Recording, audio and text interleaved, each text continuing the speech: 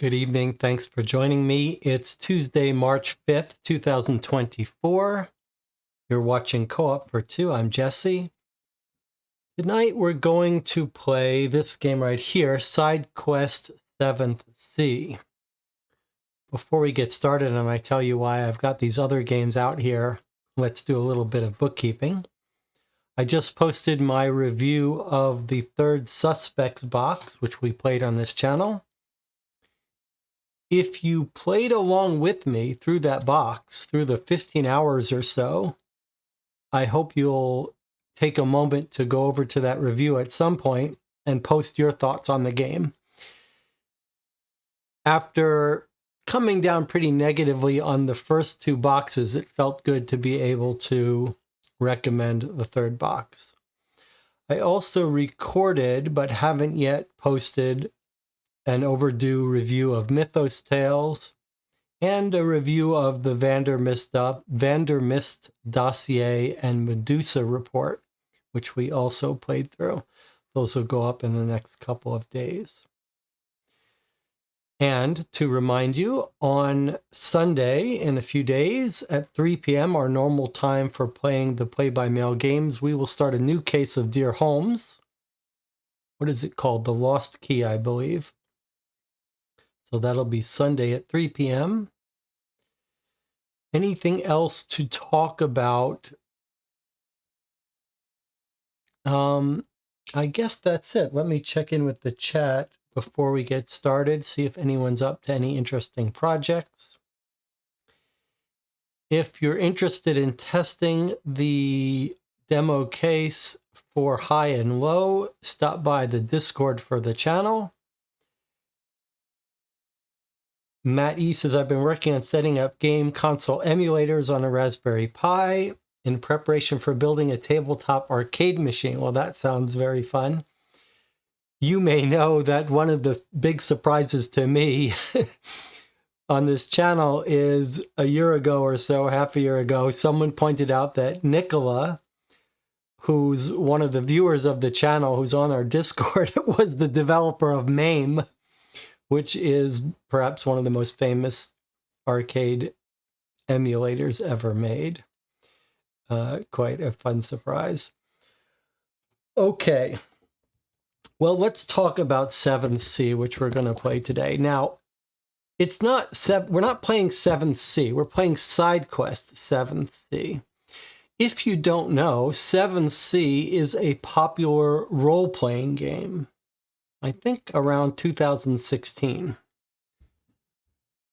So what is the relationship between 7th Sea, the role-playing game, and what we're playing here? Well, as I understand it, what we've got here is the Polish company Lockme, and you can see the two authors here, Jacob Kaban and Bartosz Idzikowski. These are two Russian developers of puzzle games. They happen to be the developers of the Escape Tales series, which we have played through on this channel. Children of Wormwoods. They made 3 games. One was The Awakening, one was Low Memory, and one was Children of Wormwoods. I've played the first and the last. We played this one on the channel and loved it. It's a very ambitious, big, long puzzle narrative game with some new ideas, lots of great stuff to try. Highly recommended. You can watch my review of that. So this pair that worked on Escape Tales, which are all long games, decided to work on shorter games, shorter puzzle games. And what they've done with this Side Quest series is they've made a puzzle game. There's some weird mechanics going on here that I'm curious to check out. But what they've basically done is they've used the IPs of other games. And that's why I guess Side Quest is the name of this. So there's 2 of these you can get now. One is called Side Quest 7th Sea, which is using the IP of the intellectual property of this role-playing game called 7th Sea. And then the other one they have out now is called Side Quest Nemesis. Nemesis is a big kickstarted board game, sort of set like an aliens type world. And then there's a third one coming out that I don't know what the IP is. So that's what we're doing here. I can see from the back of the box that there are some weird things going on. It's card-based, but there's this 3D world you build from the box parts, and then there are some other weird things going on. And I think this is for checking answers or getting hints, but I don't really understand it. We're going to learn it together. And then the other thing I've brought out on the table is a game called Detective, which is, they've been running for a while. There's a bunch of these little boxes. And it's been recommended that I check it out. But the reason I brought it out on the table for us today is because of how similar this little setup seems to be. They're both card-based puzzle deduction games. And they both seem to build this 3D world. So I think since I'm not played Detective, we'll try to get this played in the next few days. And then we can compare them and talk about them. Now, you know that I purchase all the games we play on this channel myself. This is currently about $12. I think I bought this at Miniature Market. $12 is pretty cheap, so I don't have super high expectations, but I am curious to see how it goes. Okay, so that's our introduction here. You know the designers, and we're going to learn how to play it together. Anything else to talk about? No. Shall we just get started then? YouTube says 9 concurrent viewers, 4 likes. All right, well, let's read the back of this box and see what we can gather from here. Complexity level, quite high. Hurry, from what you've heard in the inn... Sorry, I need to zoom up a little bit. From what you've heard in the inn, the Dragonsteel shield can be found in Nullroad, but the Inquisition is already on their way. You're lucky they chose to use the roads. You can overtake them using the shortcut. Few hours, 2 terrified settlements, and 1 totally honorable saber duel later, you're here. The village looks boring, but there's an old pagan chapel, seemingly sealed tightly. Sneaking in is not an option, so it's time to get those doors opened. Okay. SideQuest 7C is a new exciting puzzle game from the authors of Escape Tales series, set in a world of the 7th Sea, widely acclaimed tabletop role-playing game system. If you're looking for a game with a twist full of engaging puzzles, a 3D environment, great storyline, and packed in a small box, look no further. To beat this game, you will have to be creative, perceptive, and able to think out of the box. There may be a monster lurking at the end, but don't be afraid. You can always bring your friends with you. Just don't feed them to the monster, please. Okay, standalone game. You don't need anything else. 90 to 120 minutes. Now, it normally takes us 3 times that long to play something on YouTube, so this could be a 6-hour game. Those are our 2 developers, same people who worked on the Escape Tales series. Answer Matrix, Answer Tiles, Hints, Hero Standees, Chess Puzzle. Okay, so... all right. Let's see what we've got here. Okay. So start here. This game has no rule book. To start the game, make sure all the cards in the deck are in ascending order, going by the numbers in the upper right corner. Then start reading card introduction 1. Follow the instructions on the card. This is sheet A, answer matrix.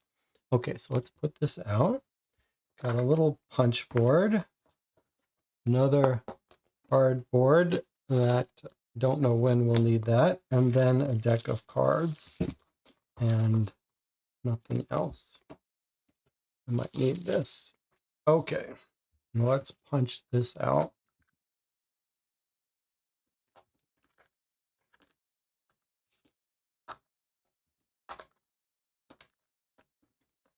I mean, it didn't say to punch it out, but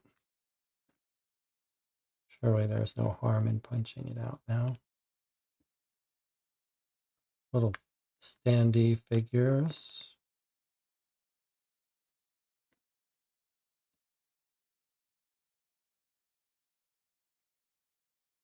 I am curious to see what these are used for.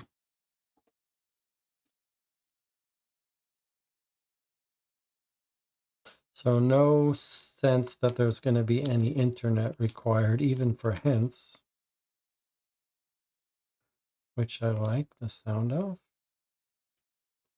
Okay. Just put these aside for now. Okay.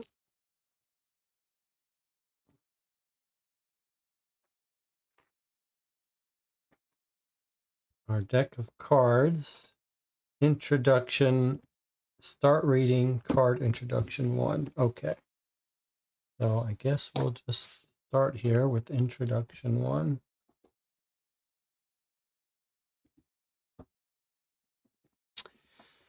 Side Quest 7th Sea is a puzzle game in the world of 7th Sea, a famous RPG system. Owning any of the RPG books is not required to play this game. Have fun. Go to the next card, Introduction 2. Okay. Hey, why did you do that? This game will tell you when you need to flip a card. Doing so at your own direction might spoil the fun. Remember to only flip a card when the game tells you to, or when you see this symbol in the lower right of the card. Okay, so we shouldn't have done that. Didn't tell me where to put this, though. I'll just put it aside. Okay, introduction 2, and this is card number 2, so you can reassemble it. Build the first scene. Take sheet B and C, slide them into the game box between the insert and the box sides. The images on the box and sheets should align to form the outside of the chapel. When you see this symbol, continue to the back of the card. Okay, so they want us to take this and take sheets B and C, which are in here. There's B, and there's C. Okay, so B and C are foldable things. Okay, and is it supposed to match? Yes, okay, so you can see that that matches that, and then this matches this. Okay. All right, and then this same thing over here. Now, is this really going to be appropriate for a live stream? I'm going to have to do some tilting, but that's all right, I guess. Viewers of this channel are used to watching things that shouldn't be put on YouTube. All right, so then it says when we see this symbol, which we found, so we found the doorway in, then we can proceed to the next card. Let me just see something here. I do have a camera. I guess we're going to have to work harder to look in the inside. I do have a side camera I can use. How's that? That's kind of fancy. I haven't seen that before. There's the entrance. All right, Sarah, I hear you. My cat has brought in her toy to play. I'm sorry, I can't do it. All right, let's continue. Build the first scene. All right, when you see this symbol, continue to the back of the card. All right, so we're going to flip this over. Maybe I'll put this off to the side. We'll just put this in front of us as we work through a card. Okay, set up the game area. Punch out the answer tiles. Put them on the table. Arrange your game areas so that you have the following in front of you. The chapel area, which is our box. Sheet A, which is here. Okay, I'll take that out. Card deck. Okay, that's our card deck over here. I'll put that there. The answer tiles 4. Okay, that's in our pile over here. And sheet E. What is sheet E? Sheet E looks like, is that, maybe that's in this set here. Yes, okay, there's sheet E. All right, so these things are called the answer tiles. Okay, let's collect those. Okay, those are our answer tiles. Put them on the table. Okay, the rest of the stuff it doesn't say anything about. I'll just put them in the box lid here. We'll assemble them. Are these part of the answer tiles? They don't look like it. Okay, I'm going to put everything else in the box.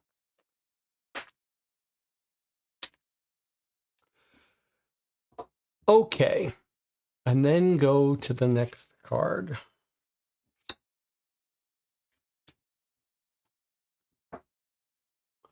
During the game, you will be solving puzzles. To solve them, you will need the cards needed to solve the puzzle, the answer matrix, which is sheet A, which is here, the answer tiles, which I have here, the game area. Some puzzles require the whole game area to solve them. The answer to each puzzle always uses 4 answer tiles. You can use colors, numbers, or symbols. So if we just look at this together, you can see each of the answer tiles is a different color. And it's got, looks like both sides are the same. So each answer tile has a number, a symbol. It looks like they're double-sided, the same thing on each side. So a number, a symbol, and a color. And they're all different lengths.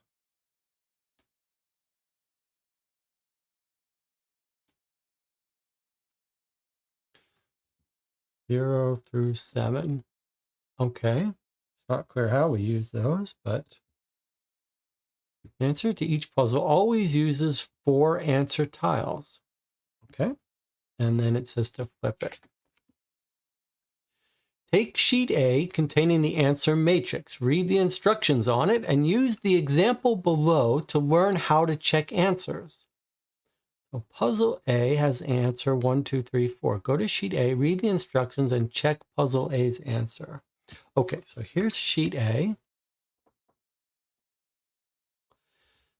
Start the game, make sure all the cards in the deck are in ascending order. Start reading. Okay, we did that. All right, so now I guess we're going to open this up. I see it's a whole big, beautiful, weird thing.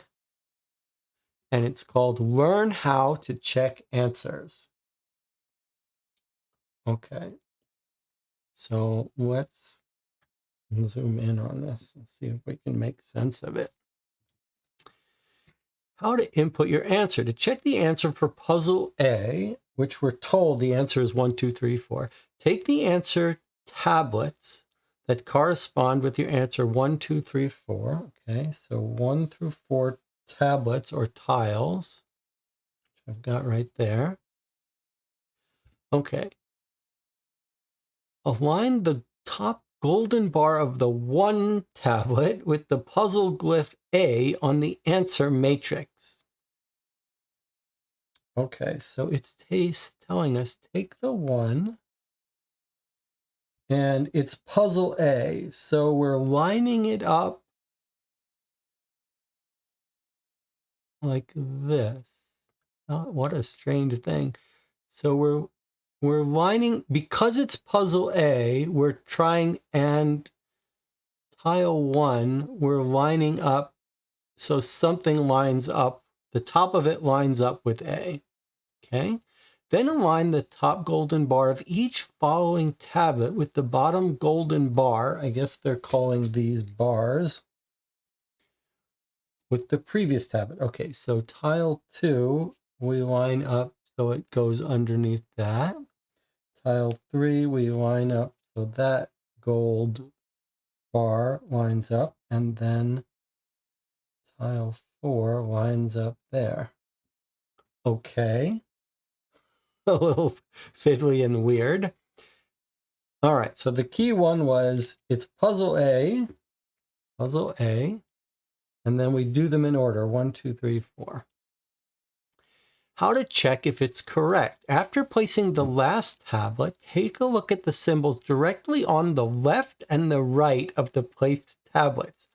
If all the symbols on the left are the same and all the symbols on the right are the same, your answer is correct. So if we look down here, we see this, this, this, and this are all the same. And this, this, this, and this are all the same. So that means it's correct. If the tablets on the left are the same and all the symbols on the right are the same, your answer is correct. Take and read the card indicated by the golden bar on the last tablet. So this is the lining up on the last golden bar, 27. So it says, now that you know how to check answers, take card 27 as indicated. Whew. Now why is it like this? Why is it like this? So this looks like there are E, F, G, H, I, so 9 different puzzles. 9 puzzles, but more than 9 final answer cards. Okay, boy, this is weird. Now, why is it like this? What's the point of this? You check if it's right, and it tells you what to draw. Very strange. Maybe it'll become clear. Maybe it'll become clear as we play what this is actually accomplishing, but it's a weird amount of work to check and answer. Okay. So we're going to take card 27. Yes. Okay. So there's that. So now I'm going to search for card 27 and draw it. Okay. All right. So I guess we'll put that up there. Okay. Time to start. This is where the game begins. You will play as a single character from his point of view. Dragonsteel, you say, and the Inquisition is looking for it? I whisper. The man sitting in front of me nods and takes a sip from his tankard. For all it's worth, he seems to be telling the truth. You said they were looking for a guide to New Road? How interesting. You must be pretty brave to have eavesdropped on those knights like that. His smile is charming if you can look past the missing teeth. Oh, wait, you can. I thank him profusely and toss a few gold coins to the barkeep. Keep 'em coming. I don't want my dear friend here to wither. Who would have thought that gambling could yield valuable information as well as money? Incredible. That said, I should be on my way if I don't want this hot tip to get cold. The feather in my hat has seen better days, but it still flutters majestically when I stand to leave. Farewell, it's been a pleasure. I grace the patrons with a spectacular bow and step out. New Road is definitely northish of here, or was it eastish? Tarnation, I should have asked for directions before I left. Alas, I cannot ruin that flawless exit by going back now. I'll ask on my way there. Few hours, half a dozen wrong turns, and one completely honorable duel later, I arrive at the village. It's unremarkable, save for the old pagan chapel on the outskirts. It seems to be sealed shut. Not even a mouse could sneak in, let alone a man of my stature. The Inquisition is so pedestrian, they're probably using the roads. I should have a bit of a head start. Time to find a way in and make it spectacular. Discard this card and take card 32. Okay, so we're going to have a discard deck here. Okay, card 32. So we can see there's a little bit of humor, swashbuckling humor going on. It'd be nice if there was like a cover card. I'm going to put this welcome on top of this deck so we don't read anything by mistake. I'm not going to read it by mistake. I don't know if I can trust you guys. Okay. Game mechanics. The game mechanics will evolve over time. You just need to keep exploring and solving puzzles until the story moves on. For now, you just need to know the symbol shown below.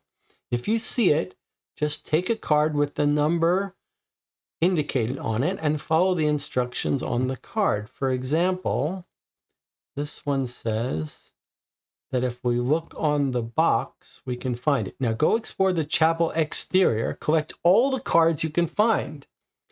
Flip this card and place it nearby. This is your hero card. Have fun. Okay, so it told us to flip it, so we're allowed to flip it.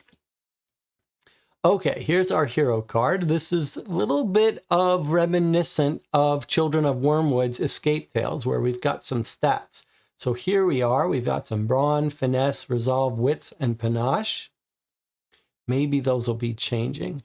Okay, so our instructions were to explore the outside of the chapel here. So we can't look inside, but we can look outside. So at the front door, it looks like we can take the 9 card.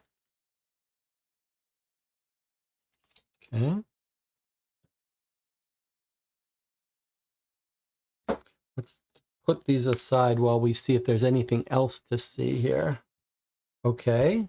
I see a little alcove and a statuette in there and the 1 card. So we're going to take the 1 card and put it in our pile to look at. Interesting different colored windows. What did we notice over here? Light on a window, a dark window, a symbol at the top of this, a weird looking door with a keyhole, some mound of grass. Okay, so let's continue looking around here. What's on this side?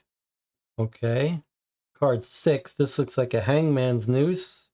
I see a little bit of a treasure chest here. Do you want me to zoom in on this a little more?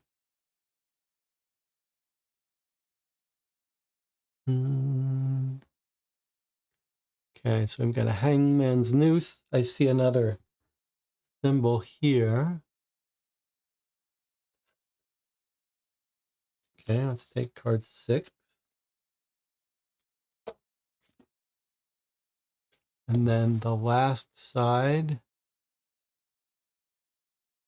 we've got card 3, and looks like similar windows, has similar colored windows as the other side. And here we've got some totems, some gold totems.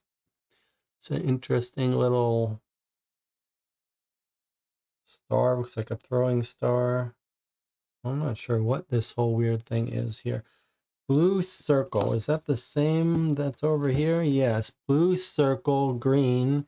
Is it? They're on opposite sides, so they're shining through. I don't know if you can see, kind of like if you looked through this blue, you'd come out to here and see this blue. So it's sort of shining through. The blue and the blue and the green are shining through. And presumably we shouldn't be looking inside. Okay, so easy to spot those. Let's put that, where's our side camera? Doesn't really help much. Okay, so let's take a look at these cards we've drawn. So 9 was at our front door. A beautiful door with a sturdy metal plate barring it from the outside. I could probably pick the lock, but where's the thrill in that? I will make it swoon with the power of my mighty intellect. Let's see if there's a way. Can we? Is it better if we do it so you can see both at the same time? It's a little out of focus with this view, but okay. And then it says to flip this over. So there's the close-up of the lock. It says block chapel doors. You'll need to find something that fits in the hole. And it says, if you have a door handle, take card 10 and a little picture of the door handle. So it looks like we should probably be looking for this. Then we can put it in there. So keep your eye open for this. Okay, and then on this side was the 1 card. I don't know why this says card number. We know that already. Oh, a wooden statue. It would look lovely in my backyard. Important. With this card, you will learn how to solve puzzles. Remember to always read the description first and only flip the card when you see this symbol in the lower right. So this makes me a little nervous, like maybe we're supposed to remember something. But okay, let's remember. Card 1, wooden statue, lovely in the backyard. Okay, so it says, flip it. Okay, puzzle symbol B. Number of cards needed to solve the puzzle are 1. So this should be enough to solve this puzzle. The I symbol means you need to explore the environment to solve this puzzle. And it says how to solve. Try to figure out the answer of the puzzle based on the cards and the environment. In this case, use the shapes from the statue and the environment. The answer always consists of 4 elements: colors, digits, or symbols. If you need help, use the hint sheet. Okay, so we don't know how to use the hint sheet, but I see the hint sheet basically has an entry for every puzzle. So just... All right, so we need 1 card and the environment. So I'm assuming that means that the other cards that we drew from other places are not needed. Is this the order that it wants things? Does it want this, this, this, and this? I mean, if we look at this shape, looks like this guy, right? This looks like this. Circle here. And then what's this, though? So is this going to be 4 colors? Brown, green, blue, and another color. But are we meant to look at other sides of the thing? Or does this telling us that we only ever need this one side? And let's take a look at what colors are available to us so we know. So there are our colors. So if this is a 4-color puzzle, if this is telling us how we solve it, then you could imagine, what color would this be? Of course, we don't know its colors, but would this be this color here? And then green for the rectangle and blue for the circle. But then what's this?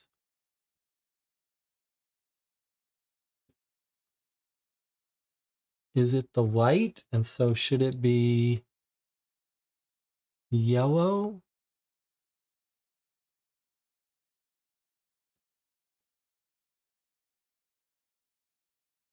Is that our answer? Or should we be looking more carefully at other stuff? I mean, the lantern doesn't exactly look like it fits this. I don't see symbols here, so it makes me think this is colors. Remember, we've got colors, symbols, numbers. But yeah, let's look at the other sides to see if, okay. So there is a symbol here on this light. Doesn't seem to help us much. Here we've got the windows again.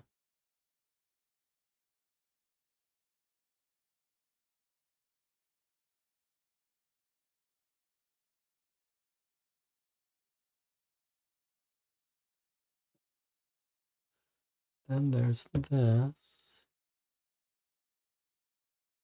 Is this the... This? Doesn't really... Not very convincing.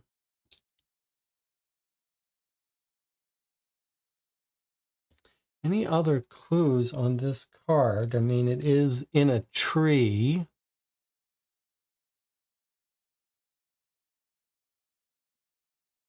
Should we be looking at trees? I wish I knew whether we should be looking at other sides of the box to solve this. It just says our environment.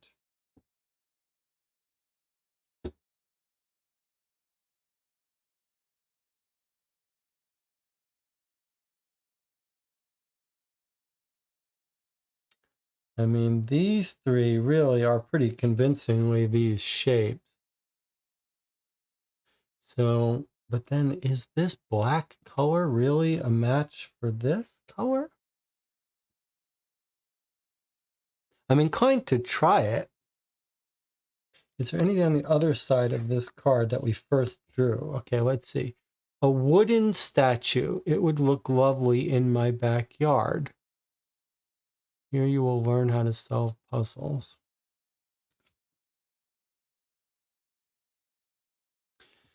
So we need to explore the environment. It's only one card, this card.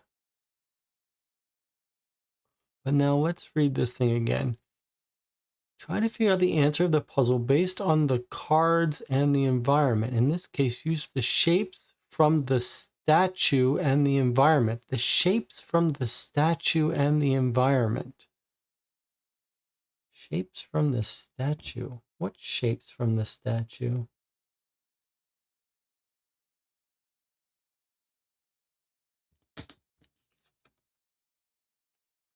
Kind of odd.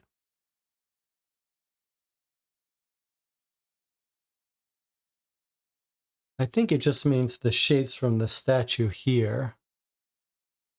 We're looking, must be somewhere on him is the shapes. Well, shall we just try this idea that it's black for this, then green, then blue, then yellow? I don't love it, but I'm inclined to try it out just to see if we can get some idea, unless there's some other.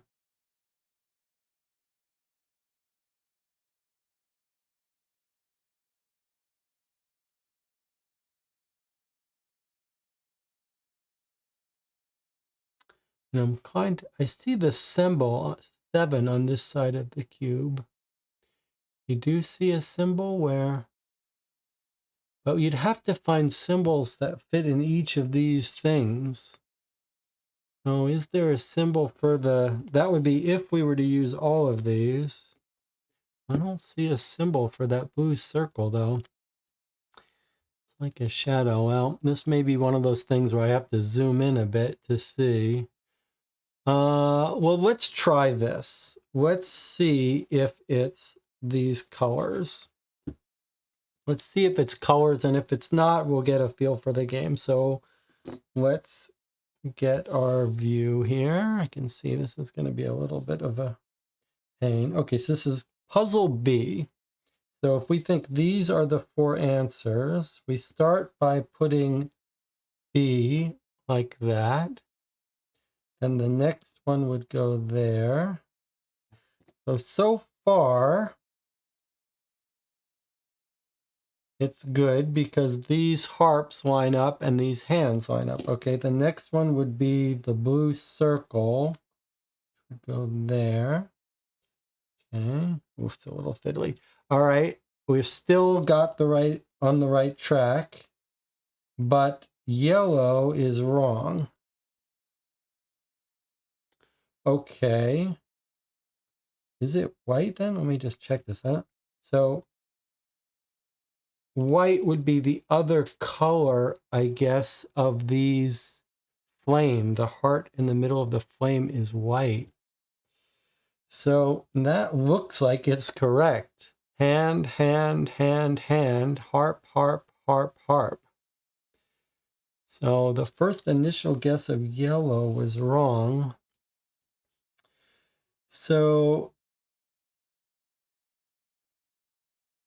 That's a little concerning that was the answer. If so, however, one thing is already interesting. What did we discover about this convoluted thing for checking answers? One of the things we learned is that we could tell the first three were right, or basically strongly believe they're right. And then when this one was wrong, it suggested that it was only this last part that was wrong. So this kind of helps you. It feels like this is sort of almost its own little hint system. If you get most of the way through, or if you put your 4 answers down, I guess though, if you got your first one wrong, it would throw everything off. But if you get the first one right, you might be able to see where you're off. Okay, well, let's see what happens if we draw card 19. I don't love that was the answer to this puzzle. But let's draw card 19 now and see what it says. Maybe it's going to say you shouldn't have done what you did. It responds to touch. How curious. Oh, darn. I think I did something. I poked it in a certain order, and now there's another riddle to solve. Ugh. When will I ever learn to keep my hands to myself? Important. Discard card 1.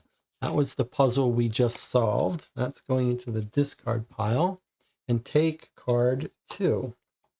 Okay. So I've taken card 2. I'm going to put this with my other pile of cards, and then I'm going to flip this. Aha, so the statue went out of the way. And now it says slide this card into the corresponding place on the chapel. It changes what you can find around it. So we're going to take this and we're going to slide this into the doorway. That's pretty cool. Okay. I did not expect that to be happening. Okay, so we have a little compass. North, south, west, east. Not a compass rose or whatever you call it. Something that we can adjust. Okay, so we've done that. And then we can look at the rest of our cards. All right, so we've got a bunch of cards we haven't figured out how to use yet.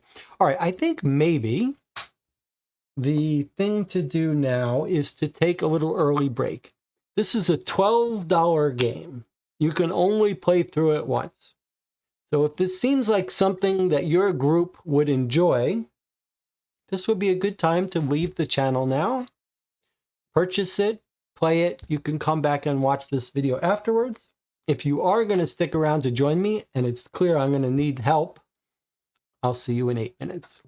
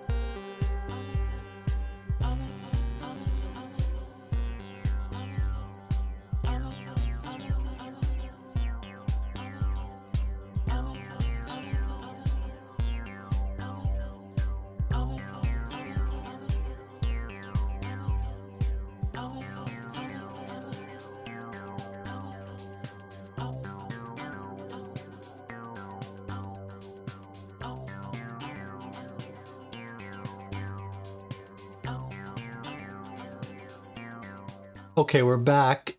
During the break, someone, DJ Moneycut, pointed out the proper way we should have gotten that puzzle. So let's recap a bit. I looked at it and I said, well, this looks like the round, this looks like the rectangle, and so it's probably colors.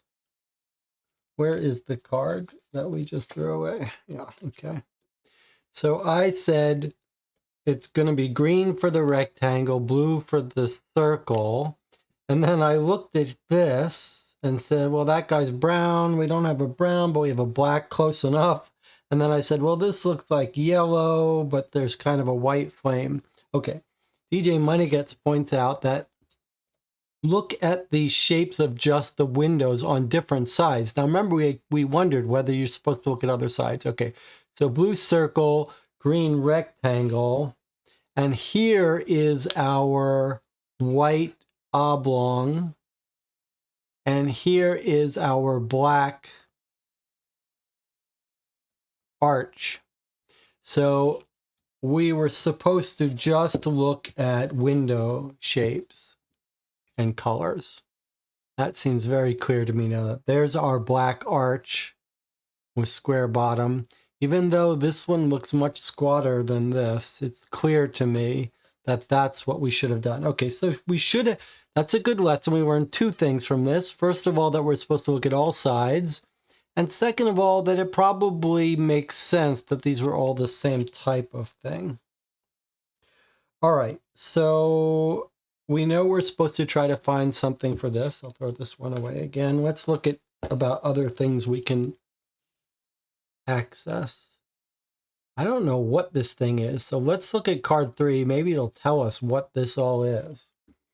So here's our stack of cards we haven't looked at yet. Okay, look at the heap of rocks. 1, 2, 4. I could move them by hand, but I'd get filth all over my clothes. And I don't want that. My ma was very serious about cleanliness. She'd always say, Thomas, stop being so filthy. There are children here. Okay, heap of rocks. All right. And then it says to flip it. All right. Well, this isn't its own puzzle. It's just a buried outhouse. You'll need some special tools to dig it out. If you have a pickaxe, take card 4. Okay, so it's a door that's buried by some rocks. All right. So we've got 2 cards now that want tools to progress. Okay.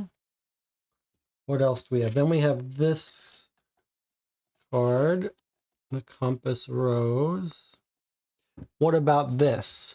Hangman's noose, card 6. Let's take a look at what that is. And treasure chest. What's that? Oh, shiny. Perhaps it's a forgotten Syntheth. Syntheth? Searneth artifact. Searneth artifact.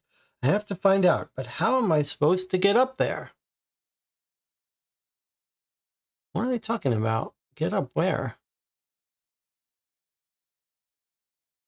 Are they talking about that? I thought we'd want to get down into that thing. I don't know what they're talking about. Get up to it. Up to where? Shiny. Maybe they're talking about this. Or this. Is this something? This is some artifact? I don't know why he's not paying any attention to this. Well, let's flip it upside down.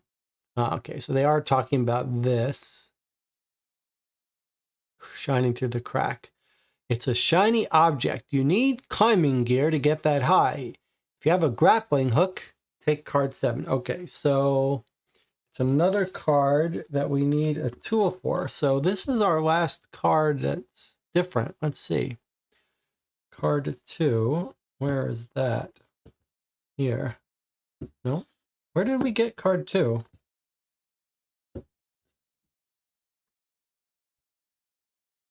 This card, when we opened the door, said take card 2. So when we opened the door, in addition to revealing this, we got a pickaxe. A pickaxe? Somebody must have left it behind the statue for later use. I have a feeling it'll come in handy. Important, this is an item card. It will help you open other things in the game. Do you see the pickaxe? Is it somewhere in here? I don't see it really. Oh, look at that. That's nice. An ancient pickaxe. It looks a little fragile. Whoever left it here may have been forgetful, but they knew their craft. It's almost as good as new. Okay, now, where was the card that wanted a pickaxe? That one right there. The rocks. Okay, so if we go to the rocks. All right, we need a tool to dig it out. Okay, so we have the pickaxe. It says, if you have a pickaxe, take card 4. Okay, so let's take card 4. Nothing gets discarded yet. Up and down and swing it all around. When you think about it, a pickaxe is not too different from a saber. At last, I uncovered a bit of the altar. I think I can work with that. Discard cards 2 and 3. So we lost our pickaxe and we've gotten rid of this rubble. This card has a puzzle symbol on it. Remember, puzzle symbols might appear anywhere. Also remember that an answer to a puzzle is not always a digit. This card has a puzzle symbol on it. Maybe they're talking about on the other side. Yes, okay. So it's puzzle C. It needs no cards. It needs us to look around the environment. Slide this card into the corresponding place on the chapel. It changes what you can find around it. Well, we've clearly cleared away to an altar. So it needs 0 more cards. And it looks like a 4-digit thing, but it said, hey, puzzles are not always digits, it says. An answer to a puzzle is not always a digit. Okay. It looks like it says Swen or S. Looks like a W, then an E, and then this one is like a 2 that's turned. So remember, it's going to be 4 something. It's going to be 4 colors, 4 symbols, 4 numbers. And that's the only puzzle we can really work on. And it's going to be answered by our environment. Huh.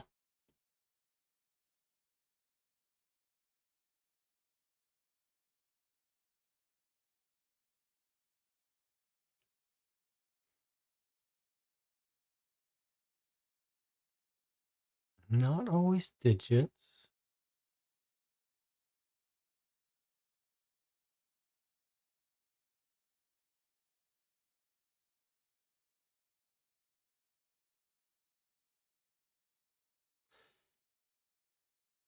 It looks like 3 letters, but then that last thing does not look like a letter.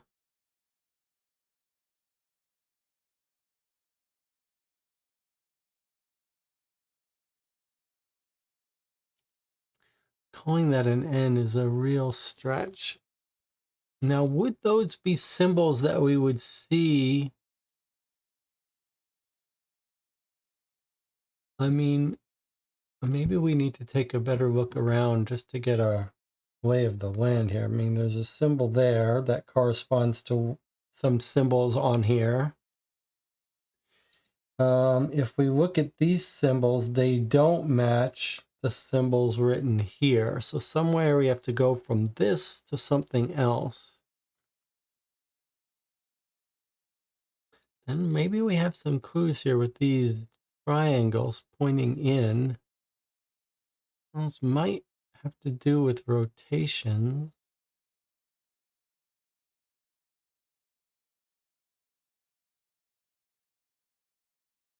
Let's just look around the rest of this box, see if anything jumps out at us.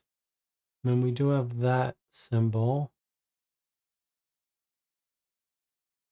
We have to find something. Well, that's a little bit of a clue. North, south, west, east. This could be a symbol too. In fact, this looks a little like one of our symbols. In fact, this does match. Keep this in mind for future. That shadow is that symbol. I feel like that's going to be important at some point. Not for this puzzle though. And then here we've got a symbol up here. But I don't see any signs of these symbols.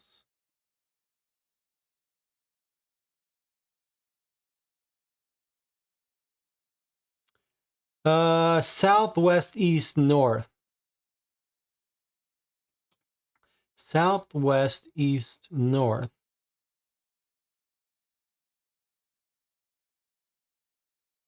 If that is southwest, east, north,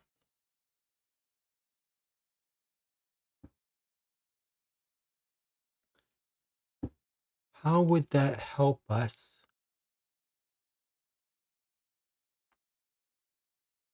If the order is southwest, east, north, how would we convert that? That feels like it is saying southwest, east, north.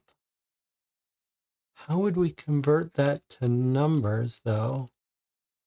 Or colors or symbols?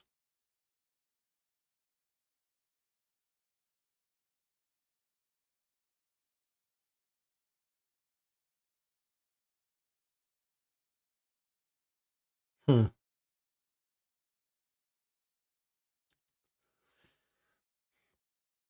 Let's see what the chat says. Each side of the cube has a symbol. Each side matches a direction. Like this side has the symbol for 4, so some combo. The compass will help order. 7 is first.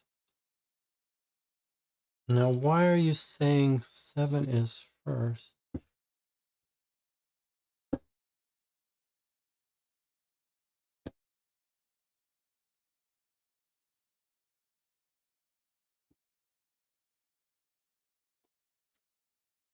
Southwest, east, north.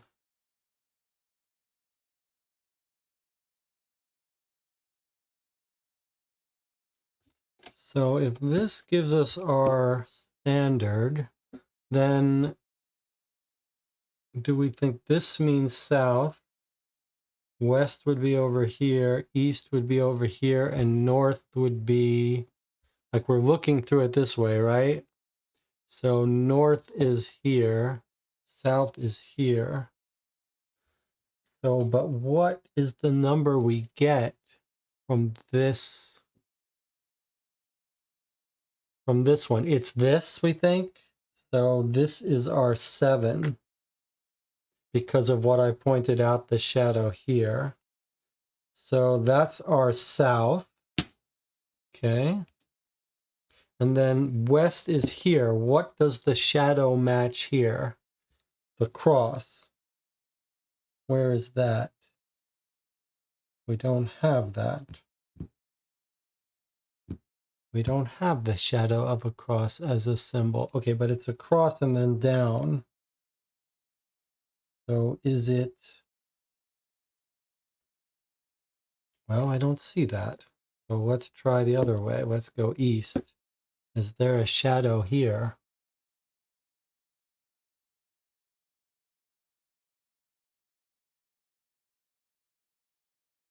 Okay, there's no shadow, but there is this. So do we think that it's that symbol, which is this one? So that's our east. So southwest, east, north, right? Southwest, east, north.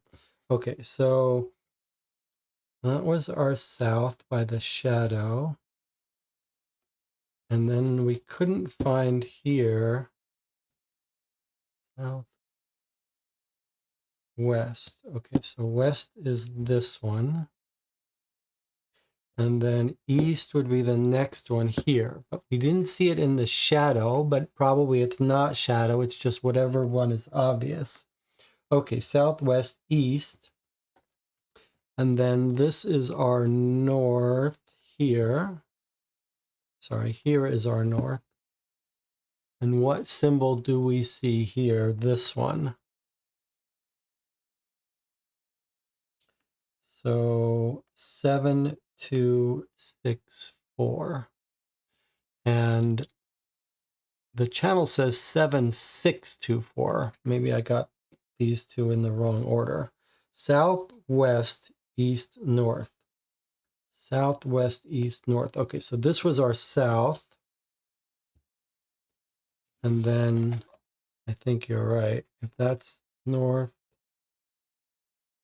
south, west is here, which is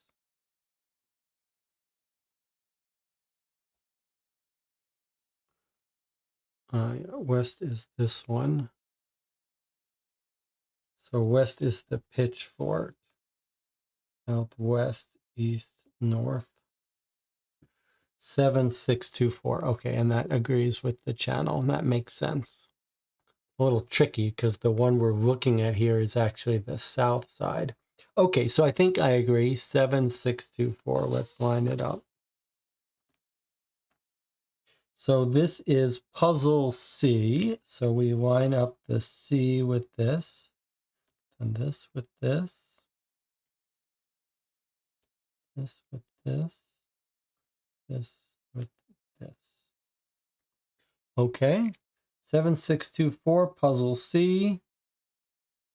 They all match. So we get card 16. Well done, everyone.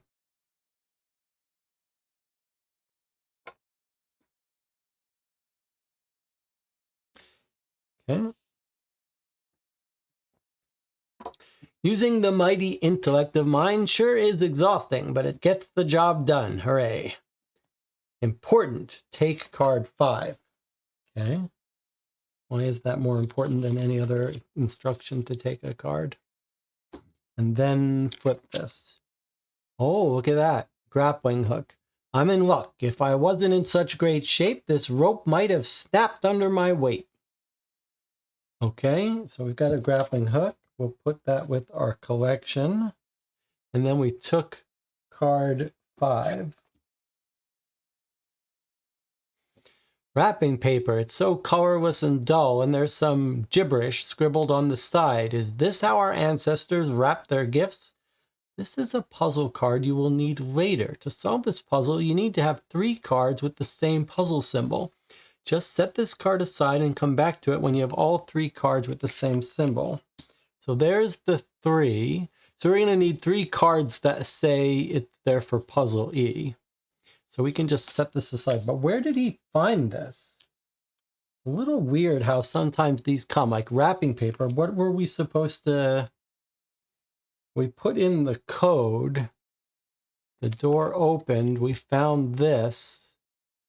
And then now it's talking about wrapping paper. So that's a little weird. But I'm going to put that aside. We now have a grappling hook. All right. Well, we know we need that grappling hook because of this card here. To get up to this thing, which is right there, we need a grappling hook, and we've just found a grappling hook. Okay, so if you have a grappling hook, take card 7. Okay. I can't believe it. All this effort for a stupid key. Gah. Wait a second. Didn't I see a chest somewhere around here? Yeah, right down there.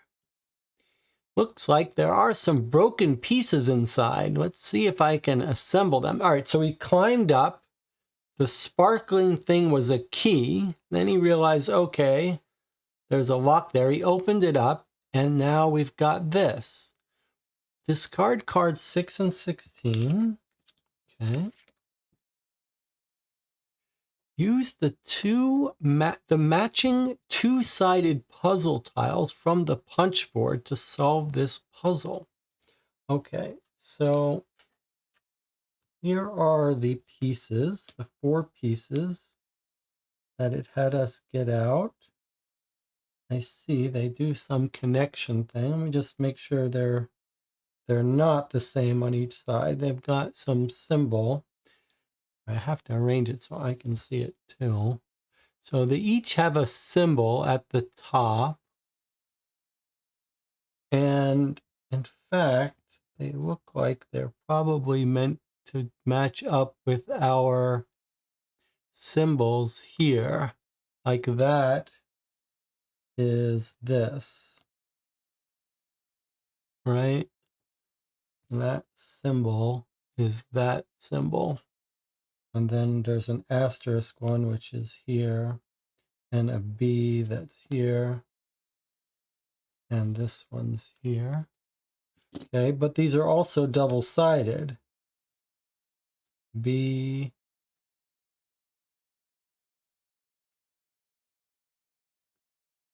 okay. Is this one, did I do this one wrong? Because otherwise they look the same. Okay, anyway, so we've got different symbols on different sides. All right, let's flip this over and see what the rules say. Whoa, look at that. All right, so there's an arrow going up. It's puzzle D. Uses 1 card. And gems. And it looks like a yellow bar, gold thing here where we would wind this up. Okay, let's look at this again. Looks like there are some broken pieces. Let me assemble them. Use the matching to solve this. Okay, so let's put this, we can put this aside, we think. There's no eyeball, so you don't need to use the environment. Let's just see what happens if we line these up here.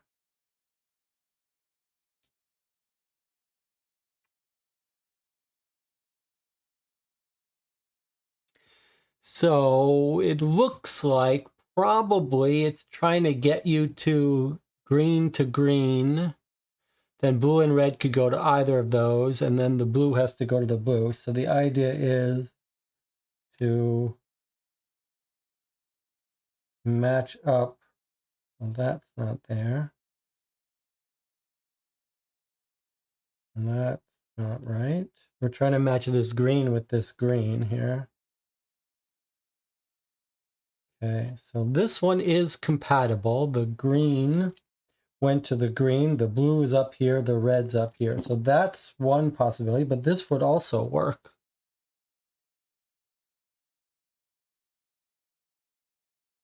Okay, so that would also go there. Okay, and then wherever the blue went, it needs to go up to, from, if we use this one, it goes here. If we use this one, then the blue is up here. Okay, let's see. That doesn't work. This would be compatible. Blue goes over to here, which maps up to here. Green goes straight up. Red goes up here. So if we did this, this would be compatible with the red going up. The green would be mapped here. The blue would be mapped here. We do this one. I think this is going to do it. So let's trace the green. Green goes to here, then goes straight up, then goes to here, then goes straight up. So that's the green, correct. Red goes to here, goes to here, goes straight up. That's red. Then goes to here, that's red. So that's correct. Lastly, blue goes to here, then goes to here. That's correct. Then goes to here, then goes to here, and that's correct. Okay, so this is our answer. Probably you would expect it to be a unique answer. And then there's this arrow, which tells us which direction this goes, and probably tells us the answer direction, right? Wouldn't you think? So that is this symbol, and the asterisk is this. Then we've got, now that's, oh, that's a double. Okay, so that's that one. And then that would be that one. So that would be our answer in one of these orders. I would have to assume it should be in this order. So this one would come first. Let's make room for this.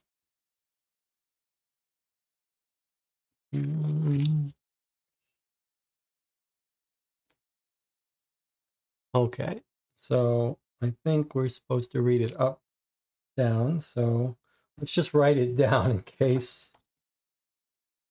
1730. Any disagreement here? So starting with here, this is puzzle D. So I'm going to put this D. Then I'm going to do this one. And I'm going to do this one. Then I'm going to do this one. All right. Well, we know that looks correct because these symbols on the left match and the hands on the right match. So there's the answer. Okay, so we're going to take card 25. Okay, that was fun.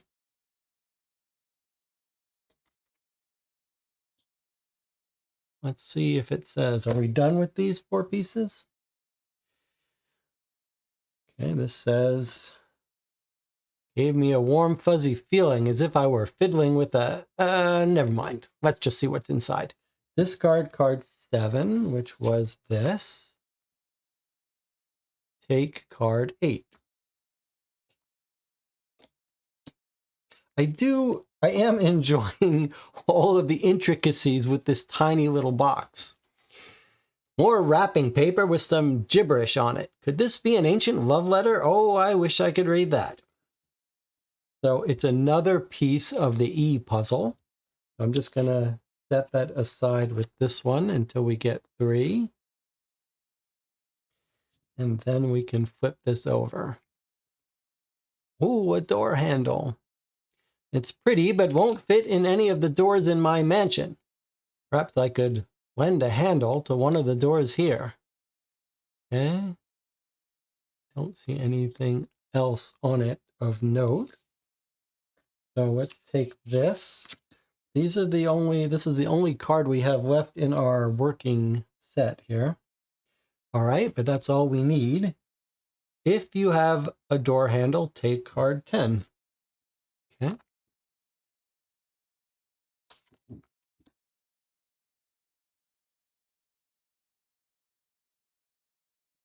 If you wonder why I'm having to arrange these things in certain ways, it's because I have a camera right in front of me that blocks parts of the screen, the center area. So I have to put these to the side or above. Okay, plate gone, door still locked. There are some squares I can press, but nothing happens when I do it randomly. Lock picking is still out of the question. I will defeat this door honorably. It's got nothing to do with the fact that there is no visible lock here. Discard cards 9 and 25. Okay. And then we're going to flip this. Aha. Okay. Well, here's E. So now we know we've got the pieces to solve E. Okay. It looks like these go together like this. Okay. So it says, let's see if we can get a little cube here. Start at the top left square. You can only jump horizontally and vertically in one direction. You cannot jump diagonally. End at the bottom right square.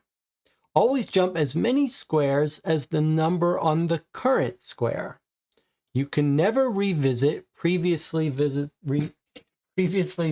squares. Okay. Collect symbols only from visited squares, which is where you end your jump.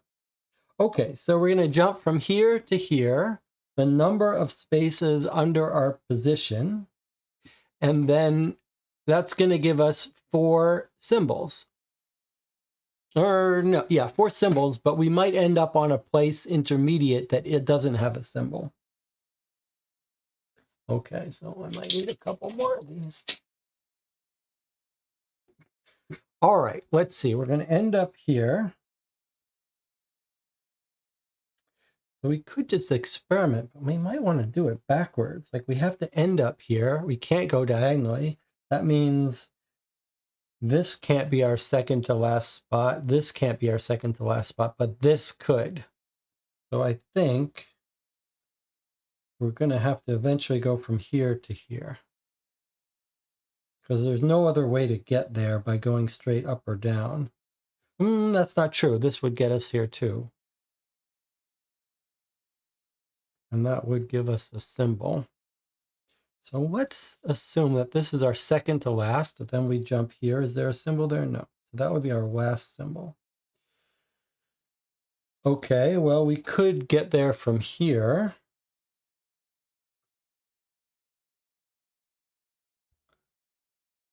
And this is a 2.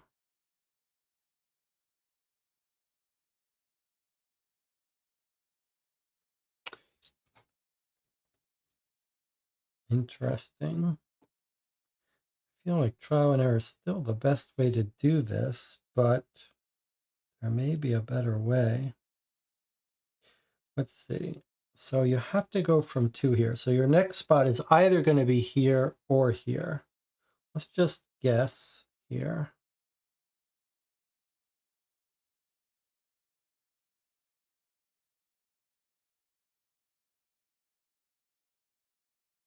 Two here, 2 here, 1, 2. Okay, I don't think you can go here because there's no way to go 3 from here. So if you were to go 2 here, your next step would be here, 2, 1, and then you're in trouble. You could go 1, 1, 3. Feels like you're in trouble. So let's try instead going 2 this way. 1, 2. Then this says go 3. 1, 2, 3. Then you're in trouble. So that can't be right, because you can't go 4 from here without going backwards. So it has to be here. 1, 2. And then I don't think it can be here, which means it has to be here. If it has to be there, then it has to be 2 goes there. Then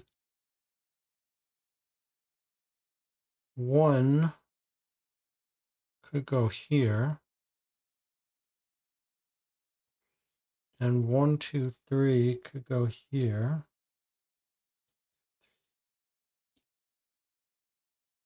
And then 1, 2, 3 could go here. Then we're in trouble. Okay. Let's read again. Start at the top left square. You can jump horizontally and vertically. You can't jump diagonally. End at the bottom right. Always jump as many squares as you're on. You can never revisit. Okay, let's try again. I'm just going to go forward because... Okay, so we're going 2 spaces forward. So I could either go here or here. If I go here, then my next stop has to be here, and then I'm in trouble because I can't go 4 from here. So it has to be that the 2 is there. But then we do, well, if we went down here, then we'd have to go 3 from here, and that wouldn't work. So we have to go over here. This has to be the first sequence. And we've got no symbols so far. Okay, so from the 2 here, we know our next stop must be here. But that's when we've got some choices. Let me just get more cubes. Maybe I'll put the gold at the last spot. Okay, so now we've got to go 1 from here. We know we can't go here because 4, you can't go 4 from here. But you could go here and then go 3, or you could go here. But if you go here, then your next spot has to be here, and then you're stuck again. You can't be going up there, and you can't be going here, so you must have to go here, which gives us our first symbol. Okay, what symbol is that? It's a little hard for me to see. It's the B. Okay, I'll put the B up there. Okay. So 1 must bring us there. Then with the 3, we must go left. 1, 2, 3. We've already been there. I can't go there. So it has to be that we jump to here. Now we must go 3. The only place that's a legal 3 is up here. So that gives us this symbol, which is this one. And there we are up to here. Okay. Now we have to go 2, but we've got 2 choices now. We could go here, or we could go back down to here. If we go back down to here, our next step has to be here. No, it can be here, and that gets us home. There we go. Okay, so we're going to go 2 down here, down to here, which gives us our third symbol, which is this. Okay. And then we can go 2 down to here. Not quite run out. Okay, so then we're going to jump down here, which gives us our fourth symbol, which is that. And then we can jump 3 to get over here. So there we have it.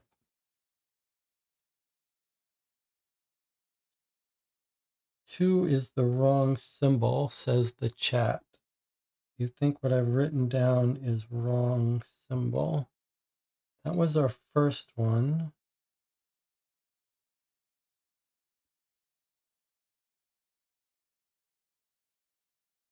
Chat says I wrote down something wrong.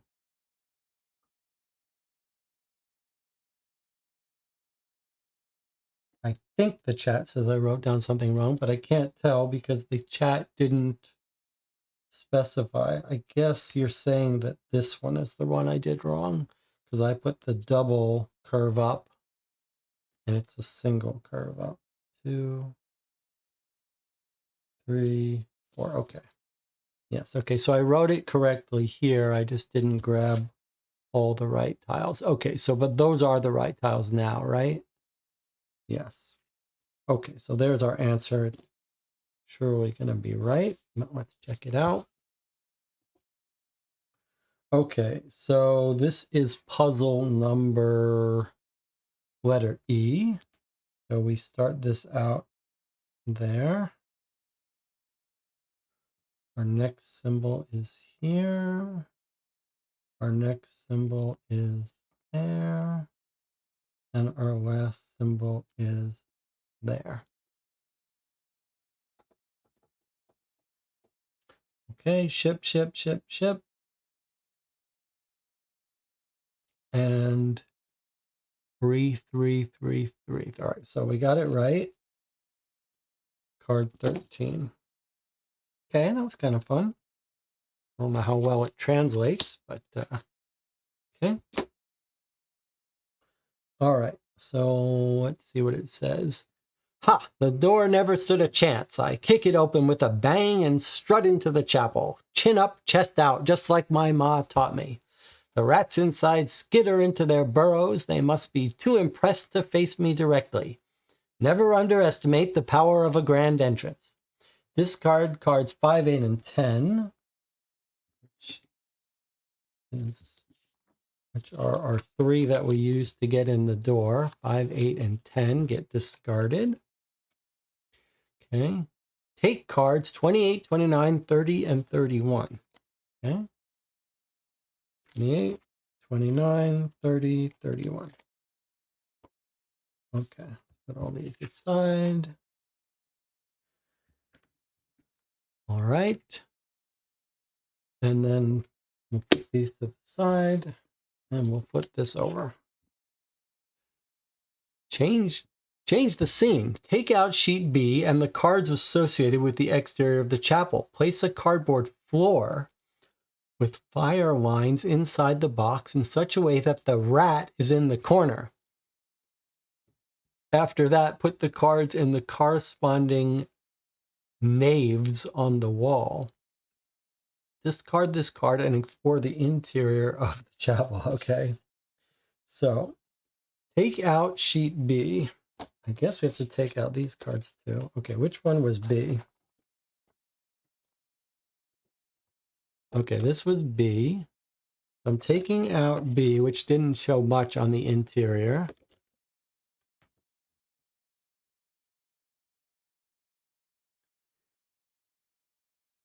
Place a cardboard floor. That was one of our thick tile here. Okay. Place a cardboard. Oh, I see. We don't need a full 4 walls now because we've walked in. Okay, so we're just taking this and then we're putting this.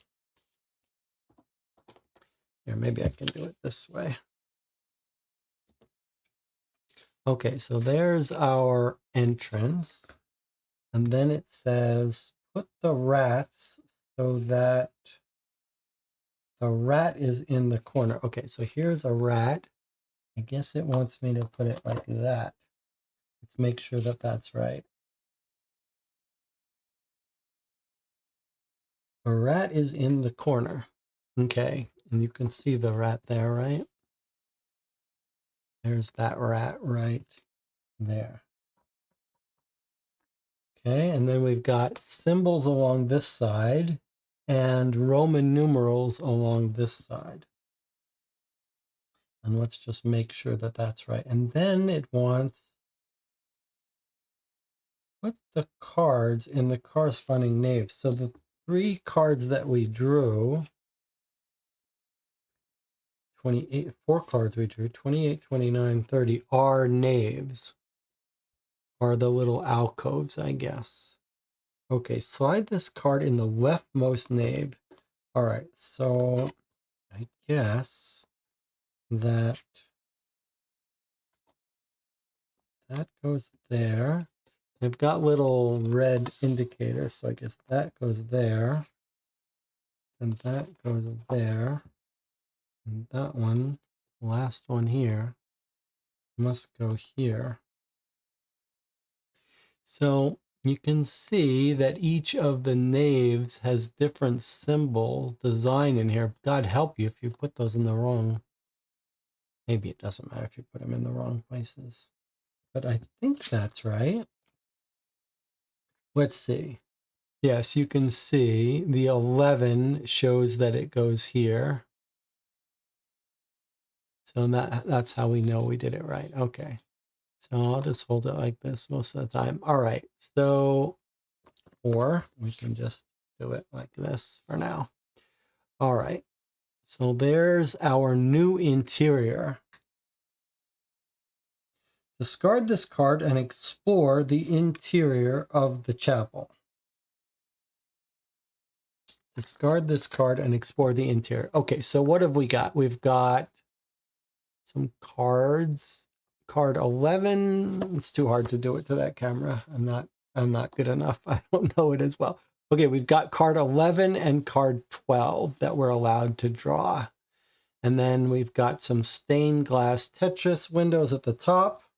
We've got a big, scary looking dragon skull on this corner wall here. Some pottery. I see the B symbol. In fact, I see a bunch of symbols on these walls here. There's an asterisk here.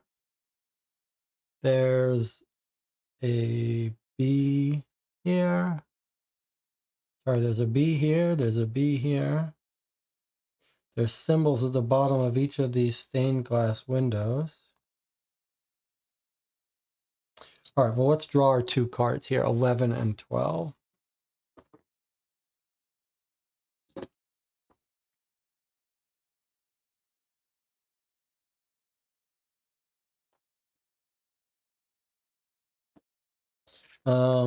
And then I guess we discard these cards that were on the exterior. Okay, 11 and 12. Let's see what we've got here.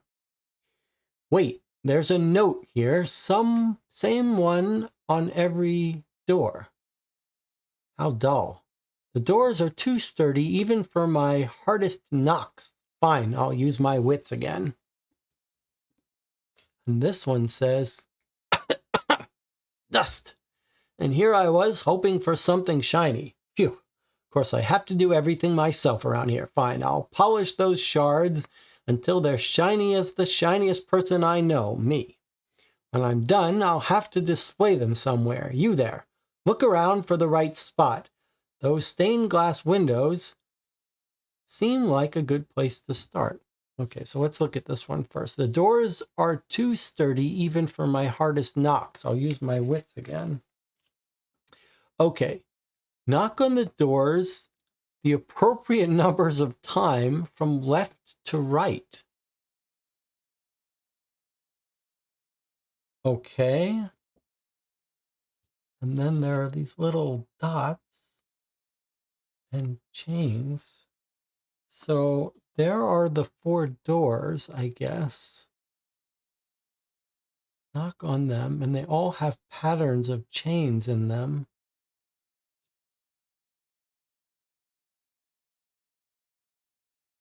So left to right. So each one of these doors, we're going to knock on this one, then this one, then this one, then this one.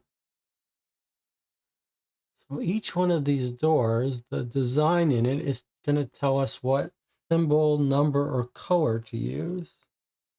Now, this, what you see here, is the pattern on this first door. You can see that matches that.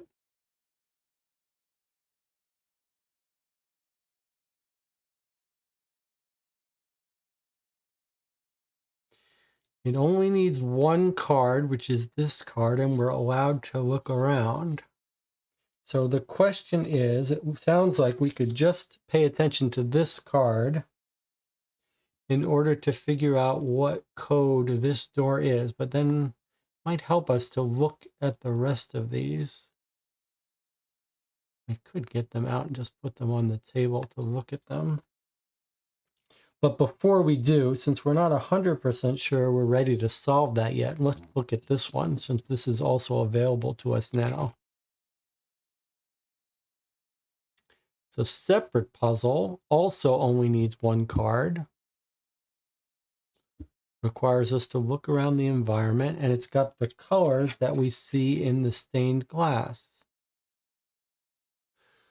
I'll polish those shards until they're shiny as the shiniest person I know. So they're talking about these, I guess, shards of pottery, of clay. Somehow we're polishing them. Look around for the right spot. I'll display them. I see. So we're displaying them on these, in these windows, it looks like. Not sure what shards he's talking about, but I see 2 pieces of pottery. But is he suggesting that they're going to go in these 4 windows? And we have to come up with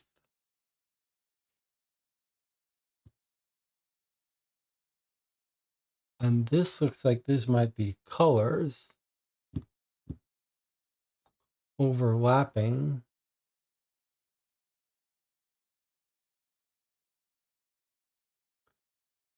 That one looks a little more difficult to me. Okay, so how are we going to match each of the door patterns with one of our answers? It's either going to be a symbol, a number, or a color. And it is odd that we've got these dots. It's almost like the only thing that's important are these dots.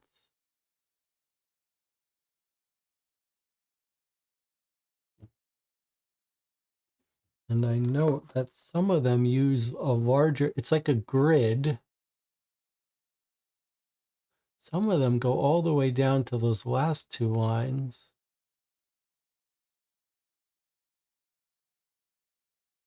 Are they the symbols? It kind of looks like this one looks like a line and then the angle that way.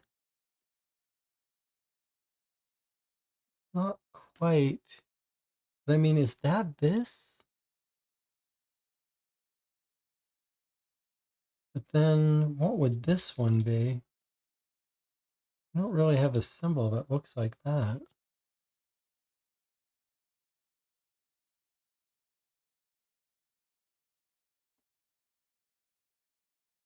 And what would this be?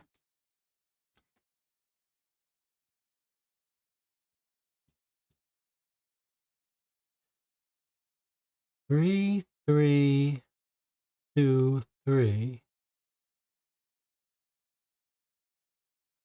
Look at this. 3, 3, 2, 2. No, 3, 3, 3, 2. That one's got a 3 length, a 3 length, a 3 length, and a 3 length. That one's got,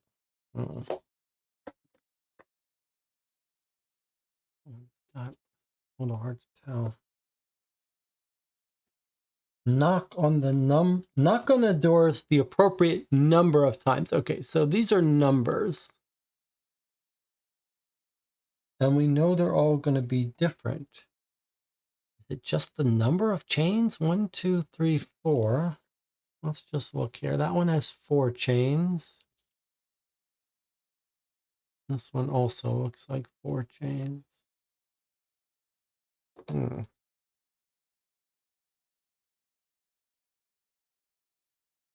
Hmm.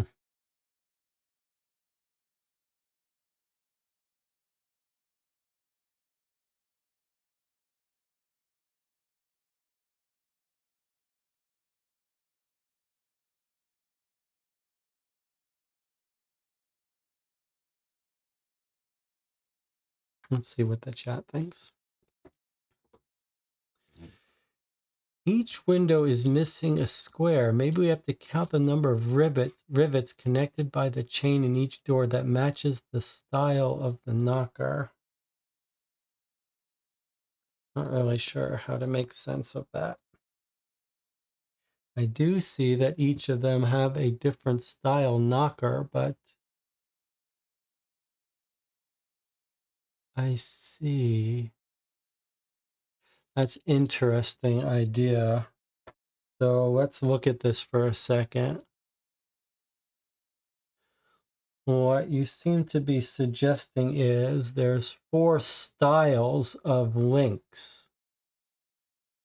This is all straight, so maybe that would match this. So this would be a 3. And then we would ignore these because they're the wrong kind of knocker. So if we look at this one here, this looks like, boy, it's really requires some careful looking. That's the weird style. So this style of chain looks like this one up here, this 3. That's already a problem though, right? Because this is a 3. Or is that a 2? Is that a 2? And is that a 3? Then what would this one be? This one is this one, clearly. 1, 2, 3, 4. And then this one here is this. which is, we're told here, 1, 2, 3, 4, 5, 6. I like this idea. You can't even count them here, but you know it's connecting 2 pegs. So this style chain, all right, so let's do it. So this style chain is this line here connecting 3 dots. We can see 3 dots is 2 chain lengths. I think that's 2 chain length, or it's just 1. Okay, but it's either 2 or 1. I think it's 2. And then the next one here, this is this round spiky one. It's just going through 3 dots. We can see 3 dots gives us 3 links. I believe that's our idea now, that it's the number of links. Then this one here looks like the ovals connecting three dots. 1, 2, 3. So the 3 ovals going through 3 dots is a oh, something's gone wrong. Can't both be 3s.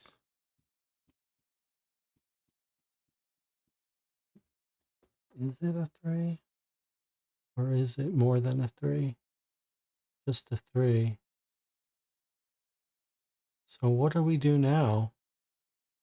This seems like it was so clearly the right thing to do. Well, let me put a 3 here for now and just leave it. It can't be, though. We can't have the same digit used twice. But let's see here. If we're talking with this chain linked one, it's just going between 2 dots. But from here, we can see 2 dots gives us 1, 2, 3, 4, 5, 6. So that can't be, though. We can't have these 2 here have the same number of links.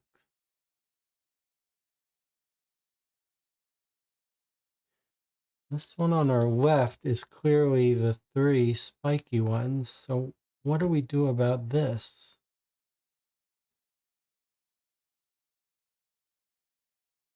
Do we think that's a 4?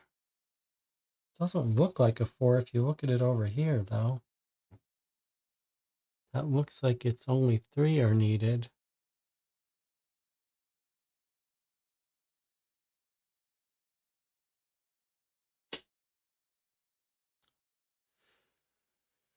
It has to be that we're counting links, because otherwise we would get a whole bunch of 3s if we just counted dots. So I think we're counting links. But we still got this problem here where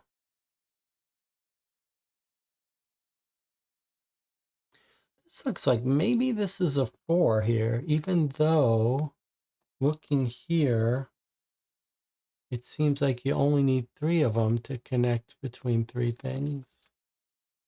But here it looks like there might actually be 4 of them needed. So if this was a 4, and then how do you read this? Is this 1 or 2? Kind of hard to know, huh? But let's call this 2. 2, 3, 4, 6. I wonder if that's right. Shall we try? Can we see the front door again? I don't know what that means. Do you mean this?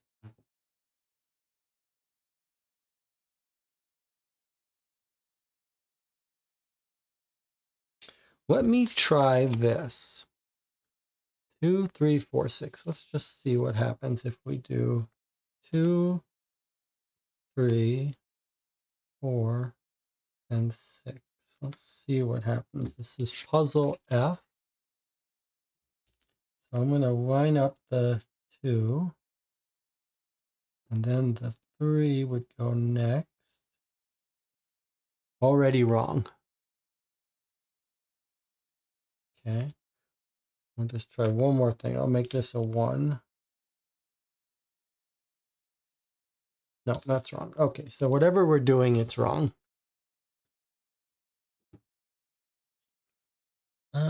Sure seemed right.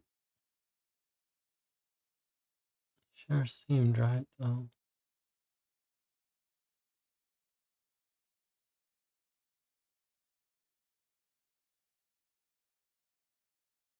I'm gonna take these out so we don't have to keep messing with that. Here's our 4 doors.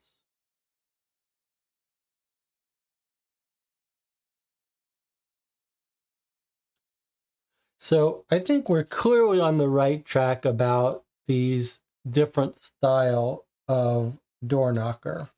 So this one is the coiled one. This one is the oval one. This one is the spiky one. Is that right? Yes. This one is the round spiky one, which is here. This one is the flat one, which is here. So here, then across here.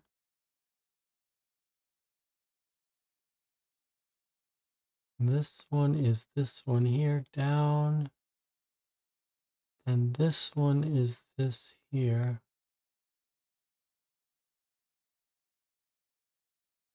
And they have to be in this order.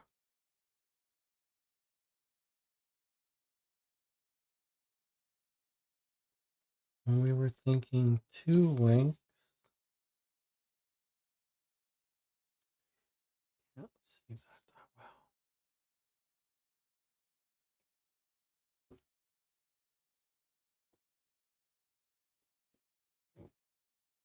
So we were thinking 2 links for this. So this would be a 2. Then for the round spiky ones, connecting 3 dots would be 3 links. So 2, 3, and then we got into trouble here because this connects 3 vertically this way, which looks like 3 links here, which would make it the same as this, which would be illegal. But maybe vertically it takes up more. So we were saying, okay, that looks kind of like a 4. And then this is just going between 2. We counted these links, but those numbers don't seem to work.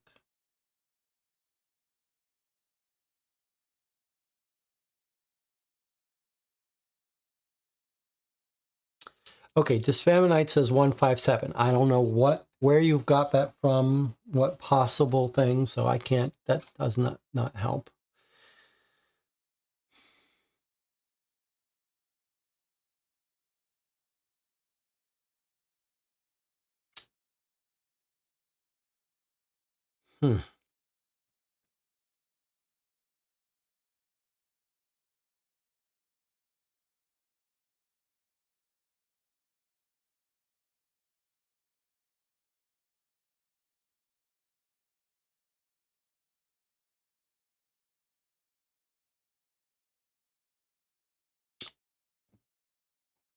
Should we be counting these ones that we can't see? So this is like 1, 2, 3, 4, 5. What about that idea? So that this one here, which is this one here, would be a 5. And then, but then wouldn't we do the same thing here? That's the problem. We'd have to do the same exact thing here. It would be same exact problem.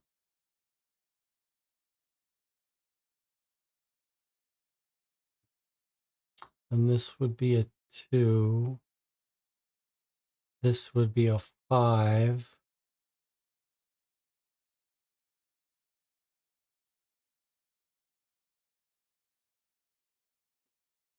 2, 5. And then here we'd have to say this is a 4 plus a 3. That would have to be a 7. 2, 5, 7. And then this is our 1, 2, 3, 4. This is our 6. So is it 2, 5, 7, 6 or 1, 5, 7, 6? Yeah, that's an interesting idea. Sort of depends whether you think this is one link or two. But let's call this 2. Then our answer would be 2, 5, 7, 6. Shall we try that? 2, 5, 7, 6 or 1, 5, 7, 6. But that's also reaching because it requires us to say that this is not the normal thing we see here. Okay, let's try it. 2, 5, 7, 6 on puzzle F. 2, 5. It's already wrong. Okay, well, what if it was 1, 5, 7, 6? 1, 5.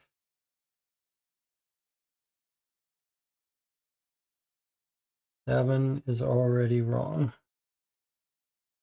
Wow. Okay.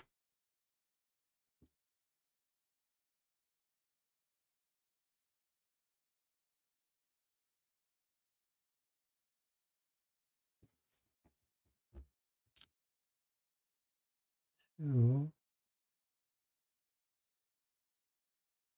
5. How strange.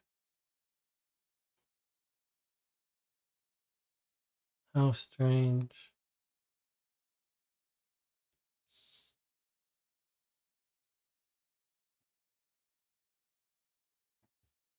Knock on the doors the appropriate number of times from left to right. Okay, so from left to right, which is this.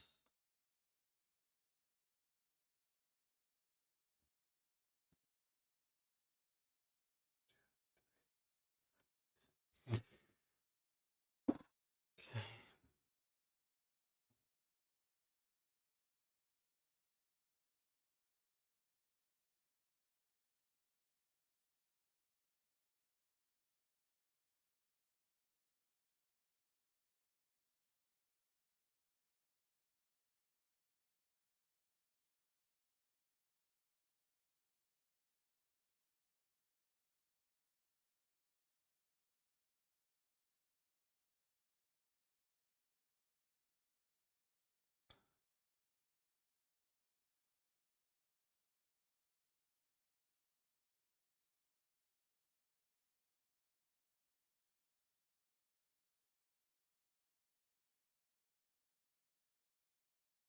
Hmm. Can we zoom in on card 2? You want to zoom in on this card?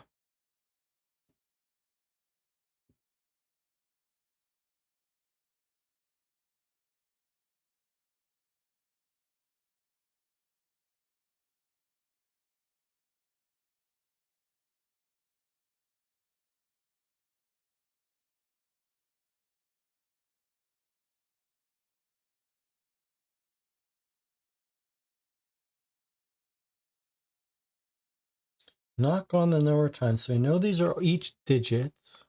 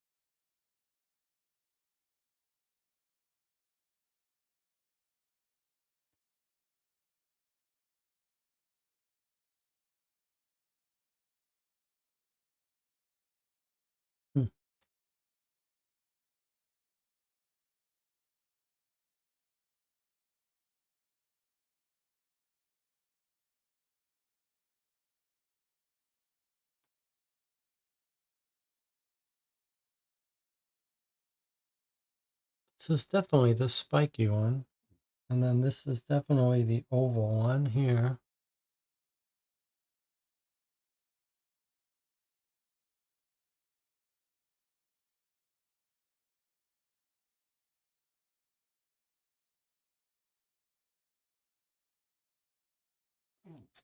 Can we try to be more logical about this one? How many links is that? Is that 2 links or 1?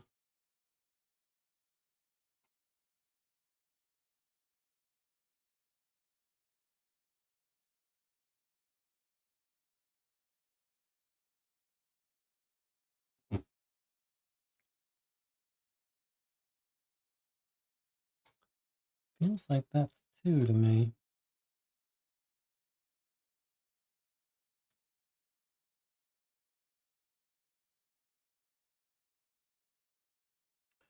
So if that's 2,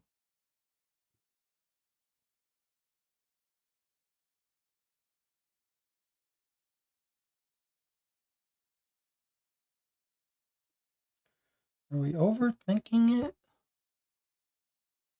That's 2, and that's 3.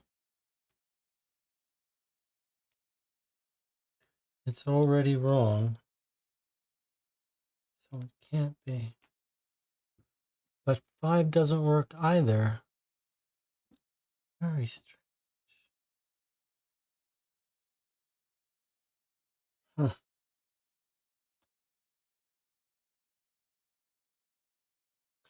Dispamonite says, the other thing I notice, the first door matches the design on the F card.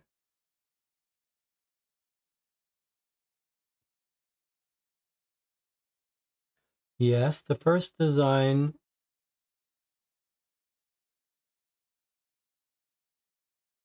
matches the F card. The rest of the doors, everything changes. Is it something about how much the chain moves? Like the first door matches, so it's 0. The second door goes up 2, so it's 2.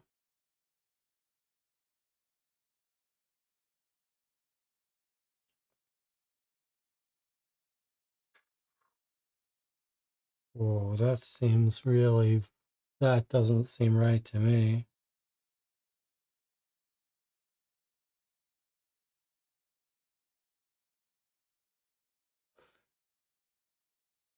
That can't be right. I mean, look at this card. We've gone from these are the spiky ones here. We've gone from 3 to a 5 length of spikes. Is that right? Or is there something else happening here? Why is this one so weird? This one, like, now all of a sudden, instead of 3 spikes, we've got 6 of them.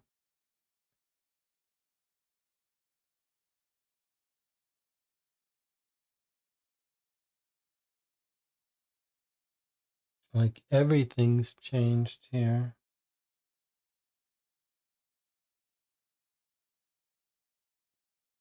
Well, let's see. You're saying this one matches exactly. This one matches exactly, so it's 0 things changed. That can't be right. It can't be right. It has to be that this top symbol is related to how we solve it. This is clearly telling us that we should be looking at this one. This is clearly telling us that we should be looking at the spiky one. This is clearly telling us that we should be looking at the oval one. This is clearly telling us that we should be looking at the chain link one.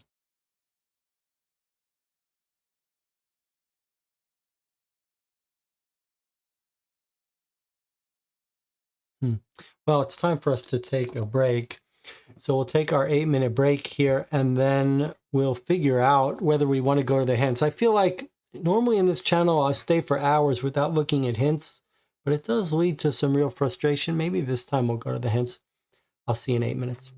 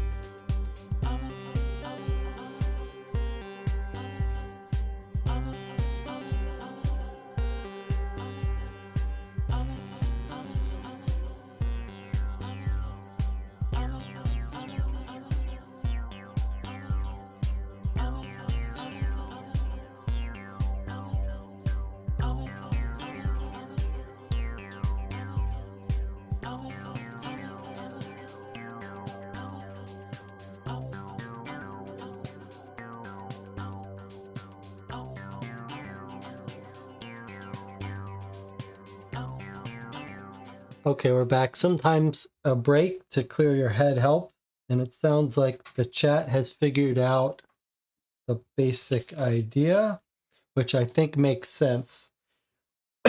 So we should know that there's a grid here that seems suspicious. And Kay Ambos is the one who has proposed this idea. It still says that this door is this style chain. This door is this style chain, this door is this style chain, and so on. However, the idea now is that we should pay attention to the grid and overlay these symbols. So, in other words, it's not the best way to see it. In other words, for this style chain, there's our first card on the grid. Maybe we need to align the grid. It's like that. And then the second card goes in like that. And our straight link is, oops, our straight link goes down like that. Then our next card, we align with the grid again. Our straight line is like that. And then lastly, we align our grid. We get a straight line going down like that. So that the straight links, which is our far left link, gets to be digit 4. So that was all the straight links overlaid on top of each other gives us the digit 4. And if we continue this idea, the next one is a 3, which would be the spiky chains. So we've got the middle, the top, the bottom, and the vertical. So that gives us basically middle, top, bottom, vertical. That's our 3. The next one, Cambo's, is got a 7. That's our door here with the ovals. The ovals are here, here, and then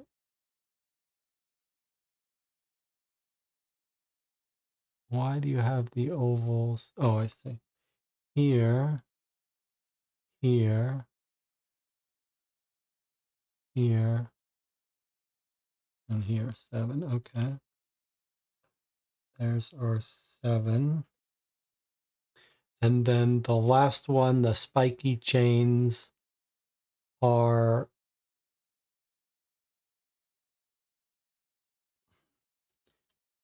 this, not the spiky ones, the circular ones are like this, and then like this.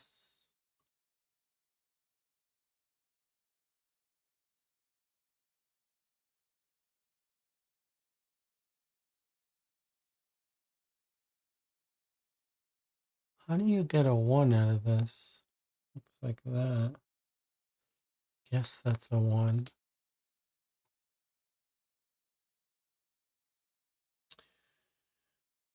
Okay, so that's the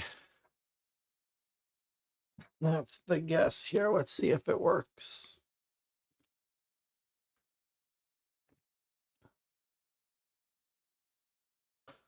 Four, 3. So far, so good. 7 and 1. Well, the birds are on the right and the compass is on the left. So that's the right answer. Well done. Hit the KMBOs. 23. It makes sense. That was an interesting puzzle. Well, let's get the card and then we'll talk about it. I mean, it was a little fiddly, but it was nice in that we were able to make progress on it step by step. First, we identified the different chains, then the key insight of noticing that the head knocker on each door was formed with the different chain. The grid should have helped us know that we were going to align stuff. Interesting. Okay. So we've solved that. Hold on. I could not bear the thought of damaging my delicate hands with all this knocking. Yes, you guessed it, I used my forehead. The doors stand open now, but no love-worn royals swoon into my arms. How disappointing. Let's see if those creepy statues have got anything to say. Discard card 11. That was this one. I'm not going to turn over these cards. Doesn't seem to do anything. 14, 15, 17, and 18. Okay, 14, 15, 17, 18. Okay, and then turn this around. Take out and discard the door cards. Okay. Place the statues in the right places. You need some more information to do so. You will need to place the statues in the right places. So the new cards we've gotten. What a cutie. Look at all these beautiful limbs. You were meant for hugging. I'd squish you if you weren't made of stone. What, really? Oh, in that case, I'll hug you right this instant. Okay. This scary looking thing he wants to hug. Slide this card into the correct place when solving puzzle H, which needs 5 cards. Whoa there, reptile friend. Can I call you that, a friend? I have a feeling we're going to get along famously. These are some scary looking monsters. Okay. VOLO-SVAR, and he's got a symbol. VOLO, he's got a symbol there. Okay. Spooky. All right, the next one. And who are you, my winged friend? Oh, I've once met a scholar who insisted that dragons used to have feathers just like birds. That must be it. A dragon. Okay. ZIVA. Where's the symbol on this card?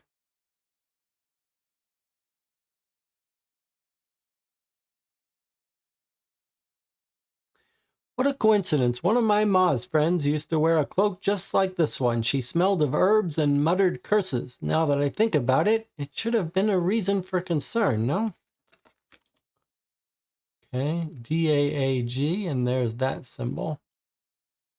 So we've got 4 cards for puzzle H. We need one more. And this is telling us that the demon statues have to be put in the right order, but we don't know how to do that yet. And it didn't tell me to flip it around, so I'm not going to.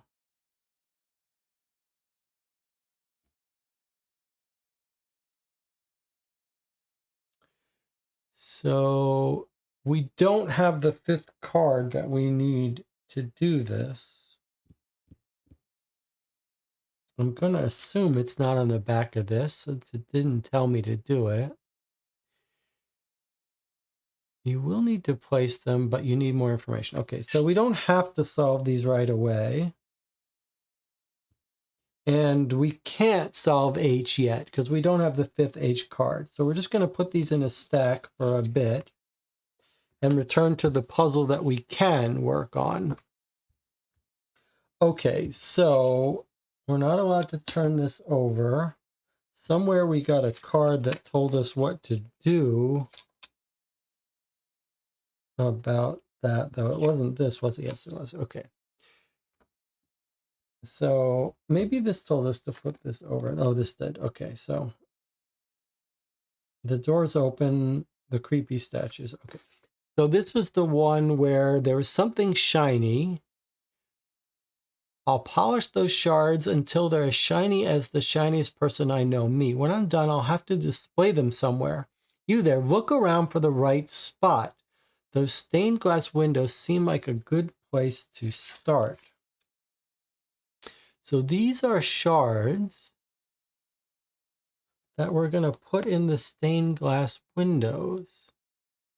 We do have 4 stained glass windows, and each has a symbol. Each has a symbol. So it does seem, here. Okay, so it does seem like it's the order, but is it just this order here? Like yellow is on top of blue is on top of green, and red is on top of blue and on top of green. So is it just the order here? Yellow, red, blue, green? Or could it be red, yellow, blue, green? How do we know? How do we know if yellow is on top of red? It can't be that simple. Maybe this gives us this, but then we still have to... How do we match it up? How do we get an order of these things? I see at top we've got a single color here. Yellow, green, red, blue. That would be discarding all of this information here if we did come up with the order of these. It can't just be that simple. And we've got symbols here. I don't know why we would need these.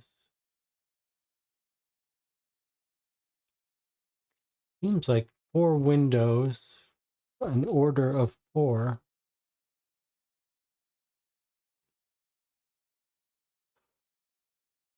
If we just look at the yellow window and the yellow squares, 4 squares that are yellow, there's 4 squares that are green, 3 squares that are red, 4 squares that are blue.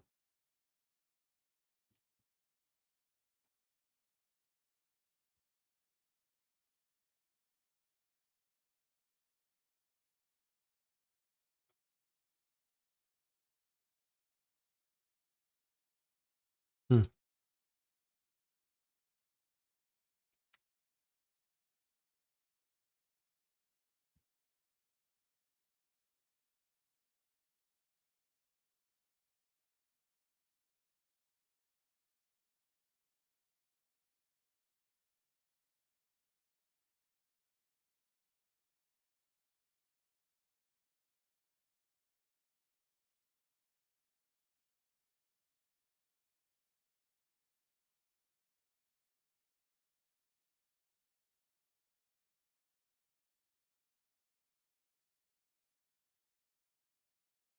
Is it a similar thing?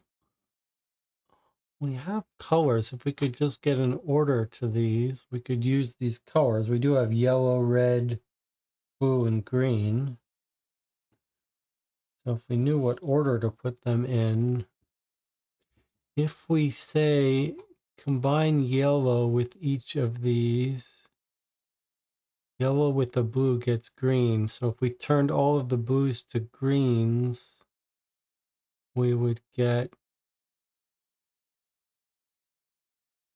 almost a letter.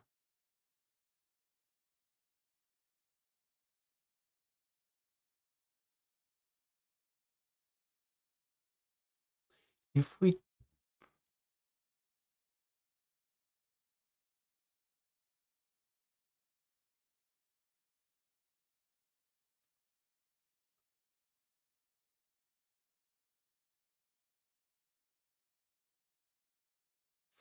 add green to these,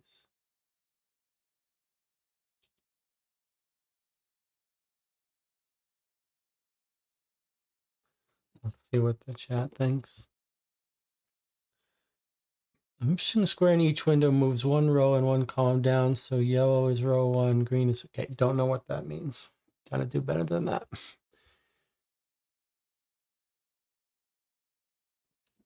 I guess there's some comment about there's 1 black empty square.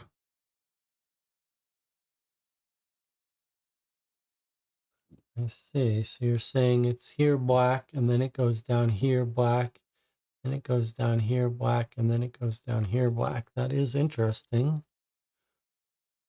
I see. They're not the same patterns, though.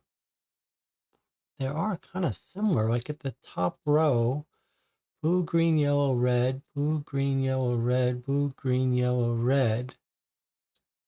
Here we've got blue, blue, green, green, and then this completely changes on this second row. Blue, blue, green, green again. Yellow, yellow, red, red, yellow, yellow, red, red.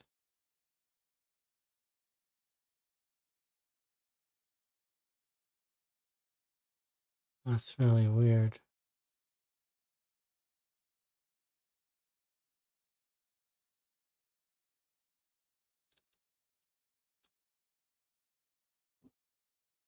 Top row doesn't move at all. So is that a 0? And then the bottom, the second row, I don't understand.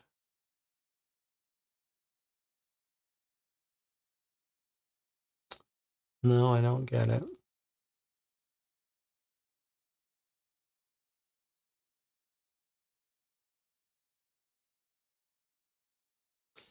Clearly, there's something significant about the top color. It almost makes you think it's the same thing, that like with yellow, we should only be looking at the yellows. But then what is this clue trying to give us? This seems like it's trying to tell us what mixes. When you mix yellow and blue, you get green. Green and red, you get blue.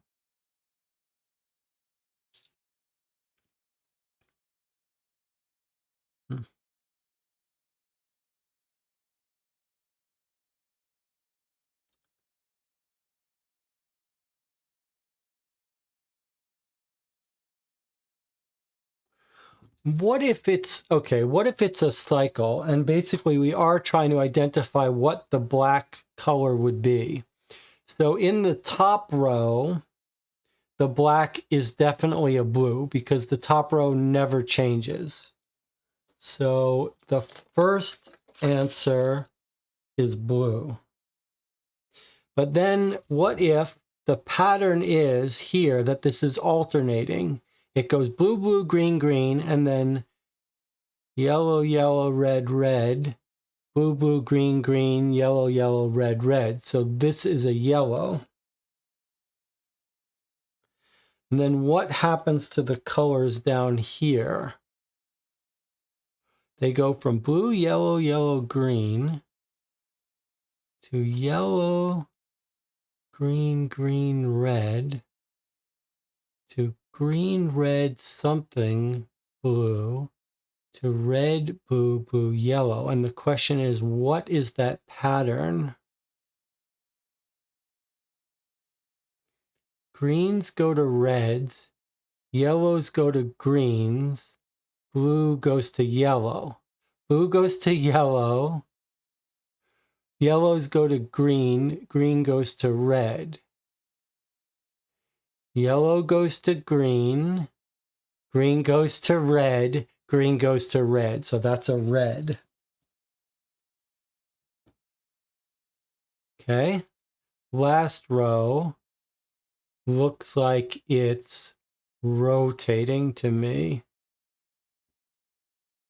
Yes, it's rotating. So if it's rotating right, then this should be a green. So here's my claim for the solution. Blue, yellow, red, green, which is what Cambo's already figured out. Okay. Yes, that seems right to me. Blue, yellow, red, green. Okay, that was actually kind of fun. But then what is this all about? This top color thing is nothing. So blue, yellow, red, green for puzzle G. I like this one. I hope this is right. Blue, yellow,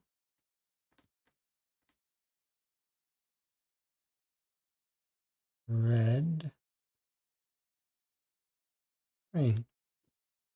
Okay, 4 hands on the left, 4 ships on the right. That was the right answer, 20. Okay, that was fun.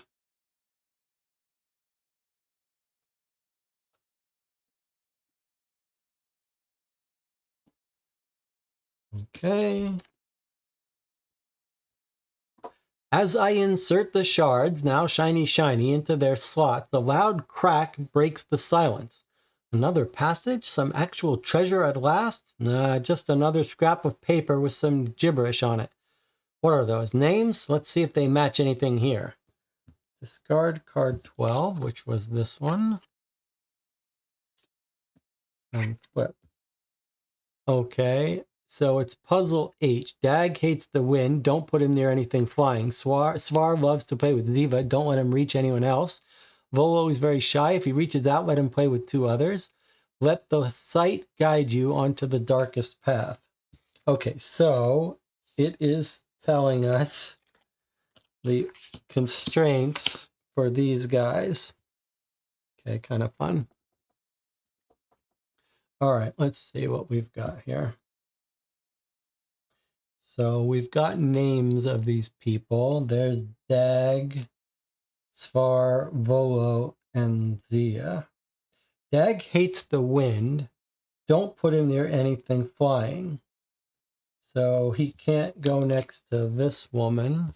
She flies. She has wings. These other guys don't seem like they're flying, so I guess they're okay. Zvar loves to play with Ziva. Don't let him reach anyone else. So that would be, this would be consistent. Zvar and Zia. Okay. Volo is very shy. If he reaches out, let him play with 2 others, I guess. Let their sight guide you into the darkest path. So that would be looking at the red things to where they point. But was this really the unique solution? Dag hates the wind. Don't put him near anything flying.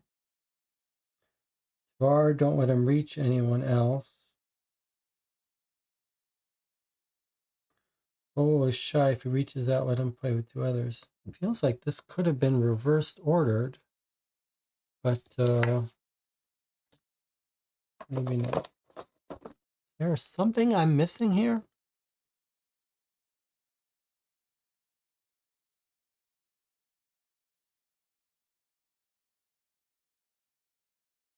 So according to those constraints, these should go in here, and then I guess their red eyes are looking at symbols, is the idea. So that guy's looking at that symbol. He's looking at what? There's nothing there. Unless he's looking at a symbol. This guy's looking at this. That doesn't seem, I mean, he could be looking at this. This could be looking at this.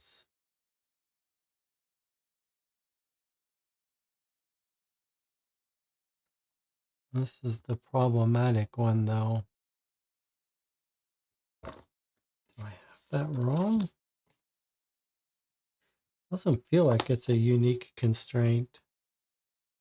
Let me just write these down. And then 14, 17, 15, 18. Feels like something else is wrong here. Because couldn't this guy go over here? Don't put him near anything flying. Zvar plays with Diva, so don't let him reach anyone else. Volo is shy, let him place with 2 others. So this is a different way to arrange them. So it must be that I'm misunderstanding something. Maybe Zvar likes to play with Xena, so don't let him reach anyone else. Maybe that means Ziva is not allowed to reach anyone else. But then...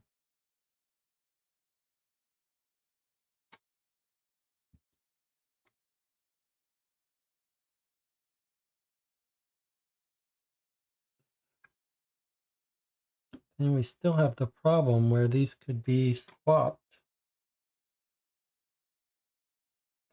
Something must be wrong if these constraints must be unique. So what is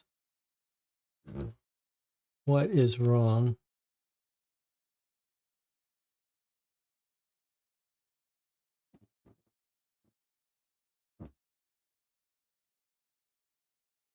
Let their sight guide you onto the darkest path.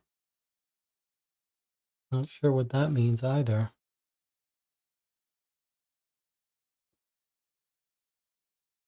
Channel says statues could be one of two ways, so the light dark corners tell us which way they should be.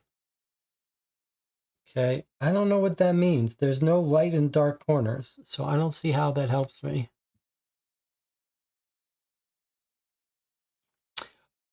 Is it a reference to places on the floor?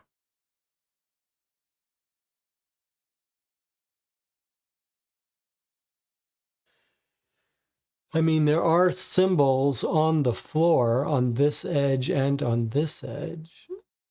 So,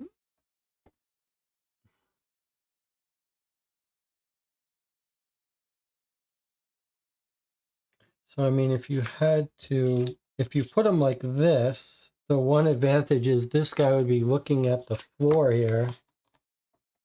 And maybe you could say that he's looking at this number, which doesn't work if he's in the middle. Just doesn't make sense to have a constraint satisfaction puzzle that you could have multiple different ways to do it. If you did do it this way and said this guy's looking there at the 1, this guy, what symbol is he looking at? Nothing, so that doesn't work.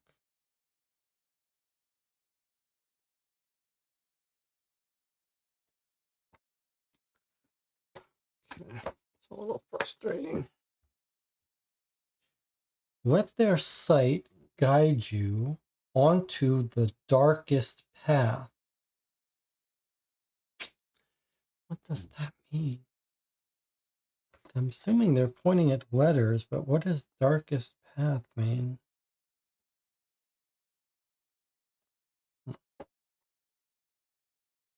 It can't be that it's a constraint satisfaction that has multiple solutions. It has to be that there's something I'm not understanding about this. Don't put him near anything flying. Is there only this one that flies?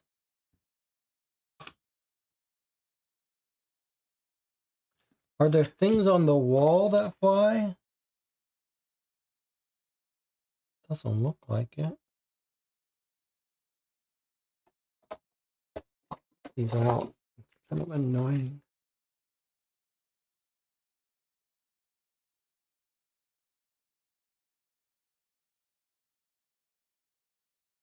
Dag hates the wind. Don't put him near anything that flies. We've only got one thing that flies.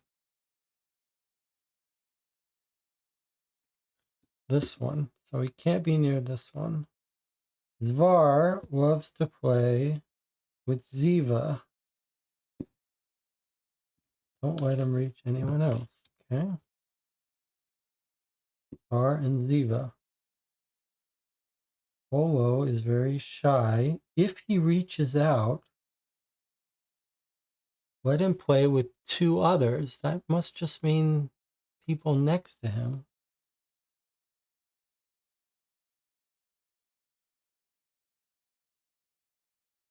I just don't understand why this is not equally good solution. No, that's not equally good because he has to be playing with 2.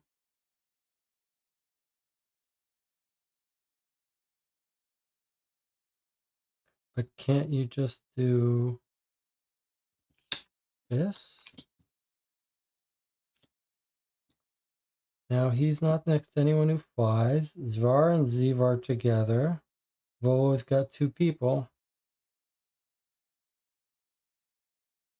Don't understand.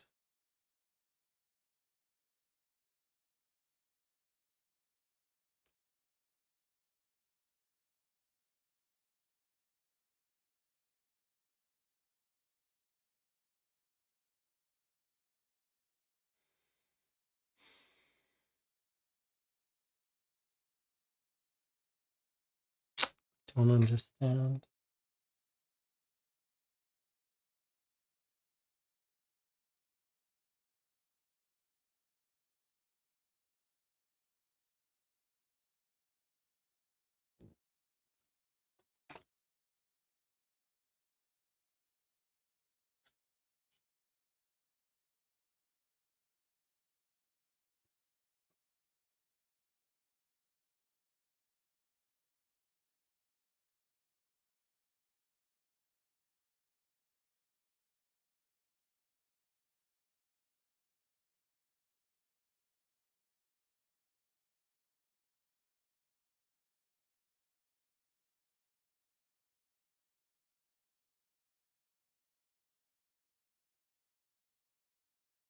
DJ Moneycut says, darkest path. There are paths on the floor that lead to symbols. One of the symbols matches the black answer tile.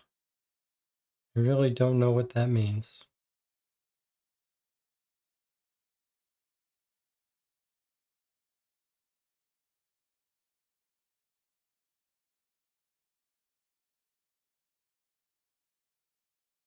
Let their site guide you. I mean, there they are. There's their site. Right? The red site. The red is pointing to stuff. It's mostly pointing to symbols. So like this looks like it's pointed to that symbol.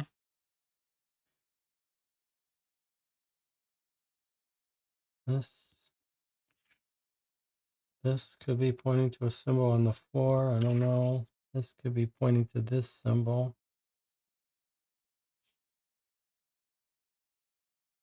If you did 14, now he seems to be pointing to that. 17, I don't know. He's pointing to something on the ground. 15, he could be pointing to this B. 18, he could be pointing to the A. So if you do this one, then you get symbols for most of it, except for him. He might be pointing down to that corner there. Really don't like that. But if we put this in here, and we put these in here,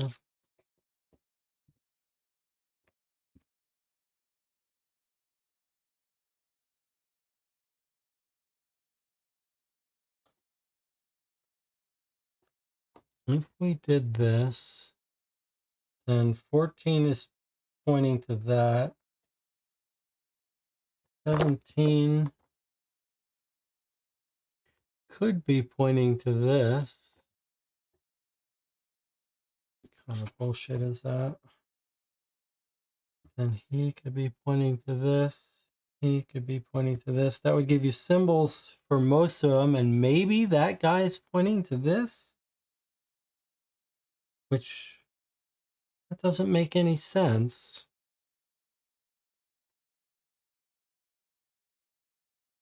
Someone wants to zoom in on card 14. I see. You're saying that there is a symbol on this card right here. So you think that's what this guy is shooting at, this symbol there? So all the rest of them are shooting up except for that one guy. What about, do the rest of them have symbols? The rest of them do have symbols. on them. I mean, we can try this. This is a little frustrating. I feel like I might take... Come on, guys.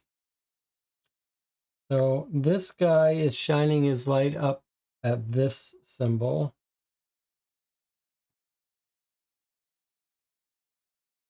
I need to zoom in on, or I need glasses.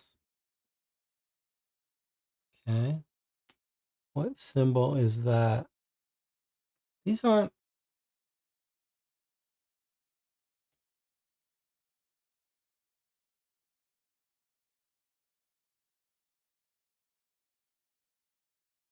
What are these? What's going on? What are these symbols on the stained glass?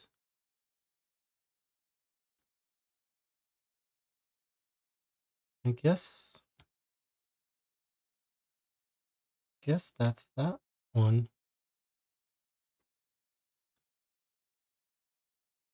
And that's that one.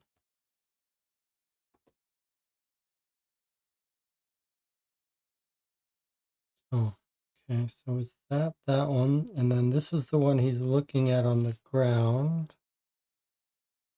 And this guy's looking at the B. And this guy's looking at the...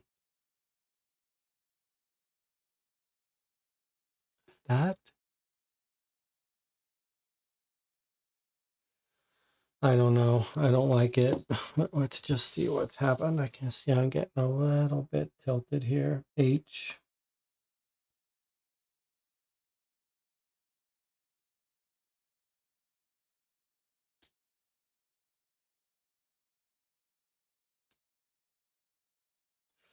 Okay, so I guess that was correct. So the key insight was that feels like there's two different ways to line these up,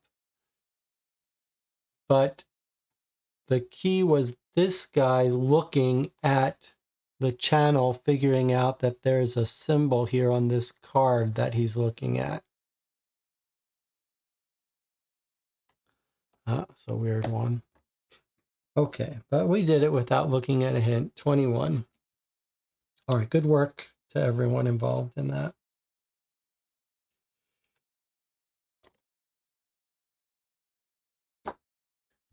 Okay, card 21.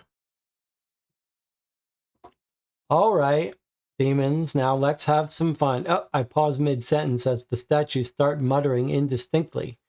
Sure, yes, that's great. All for it. So, playtime? I turned to see several totems standing in the corner. Hey, they weren't there before. Discard card 20, which is this one. Take card 22.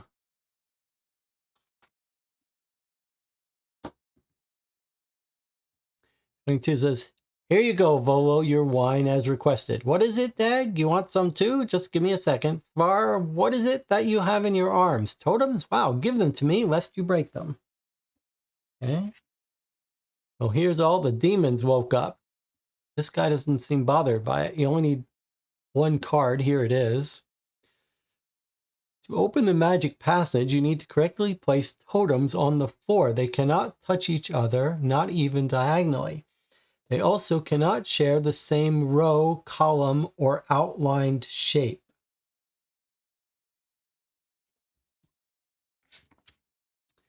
Okay, find the 6 totems on the punch board, assemble them, put them next to the game area, then discard this card. Okay, so here we are. Maybe we can...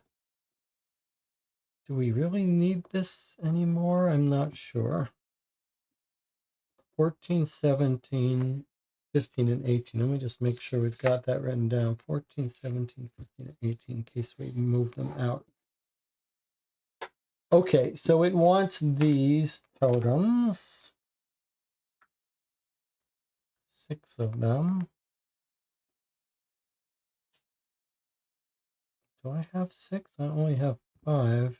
And then 1 for us.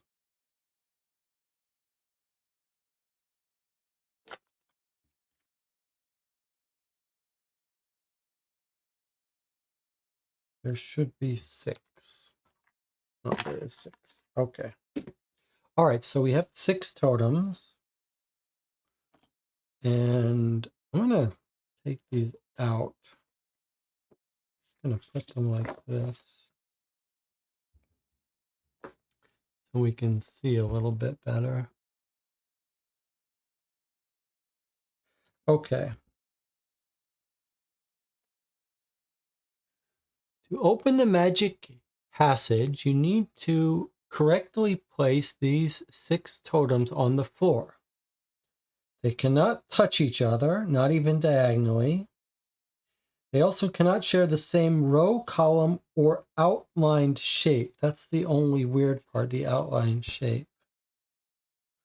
So I see how it's going to be 1, 2, 3, 4. So for example, if it was like this,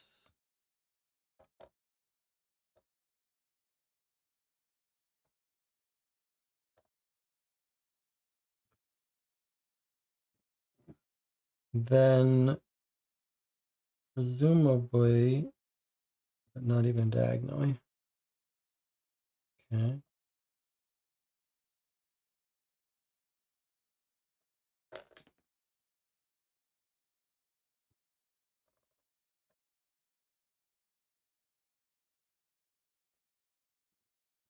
So if it was like this, then we'd read 1 is the B, 2 is the this, 3 is this, and 4, I guess, is this.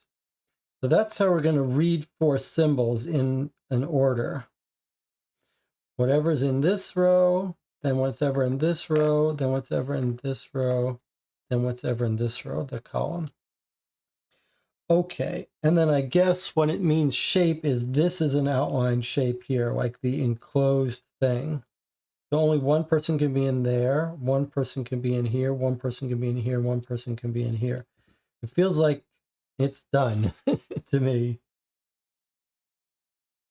Am I wrong?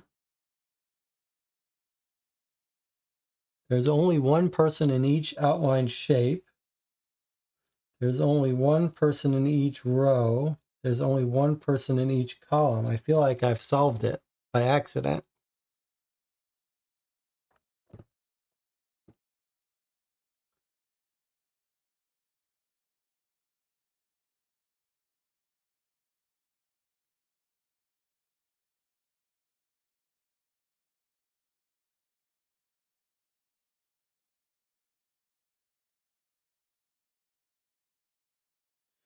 But yeah, I feel like I have solved it. One more totem's on the table. Oh, that's a problem. Okay, so it can't go here. It can't go here. It can't go here, and it can't go here. Okay, so then that's why it's not solved. Okay, because if it's here, it's in this guy's outline. If it's here, it's in this guy's outline. Okay, so what outline haven't we put something in this one? So we're going to have to put someone in here and in here. Okay. So let's put, that means this guy's going to have to be here. This guy's going to have to be here. This guy could be down here. This guy could be...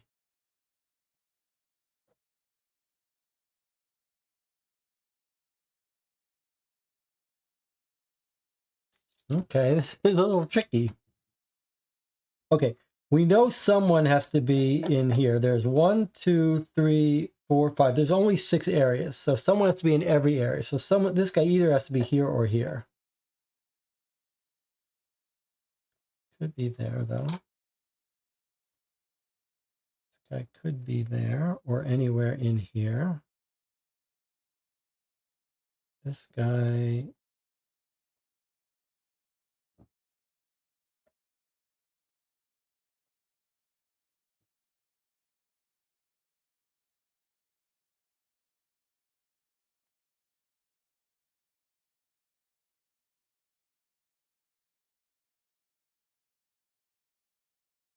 What about that?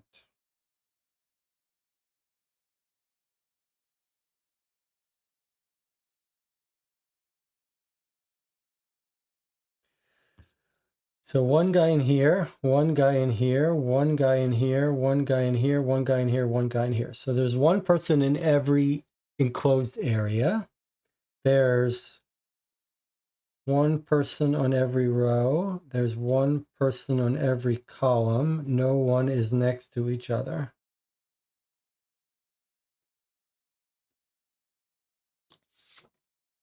So if that's correct, 1 is the symbol that goes like this.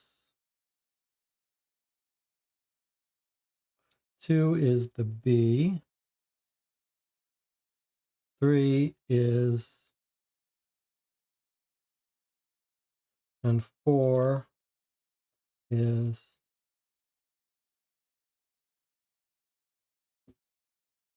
channel says looks good. All right, so let's just see. That's a 5 is this symbol. The B is this symbol. This 7 is that symbol, and the 2 is that symbol. So let's carefully put that there while we test. This is puzzle what? I. So I was there, there, there, and there. Okay, so we've got lions all on the left and lions all on the right. That's the right answer, 24. Okay. All right, we're making progress here.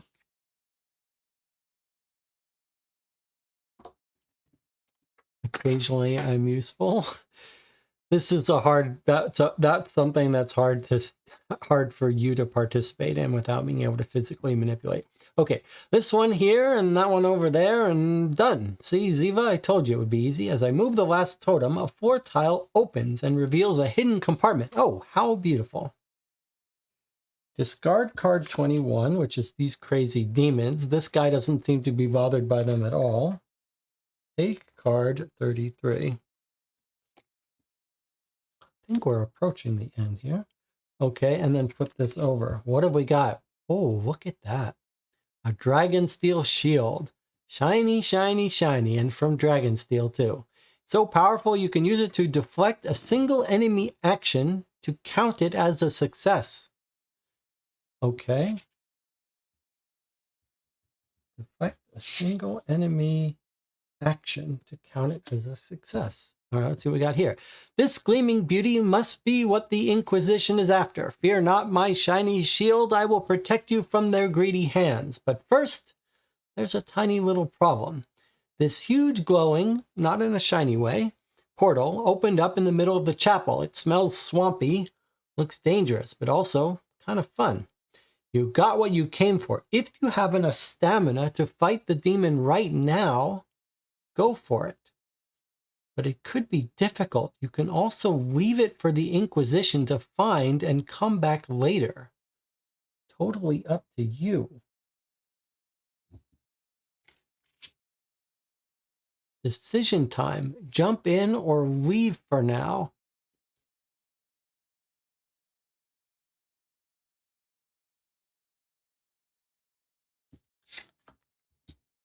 If you have enough stamina to fight the demon right now, go for it. Could be difficult. You can also leave it for the Inquisition to find and come back later. What the heck?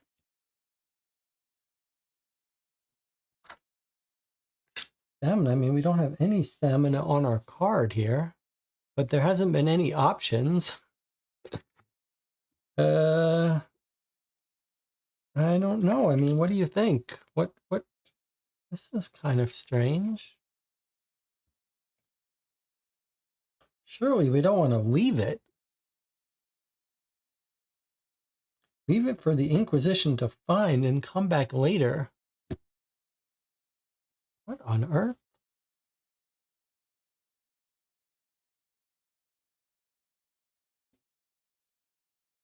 Well, what do you think?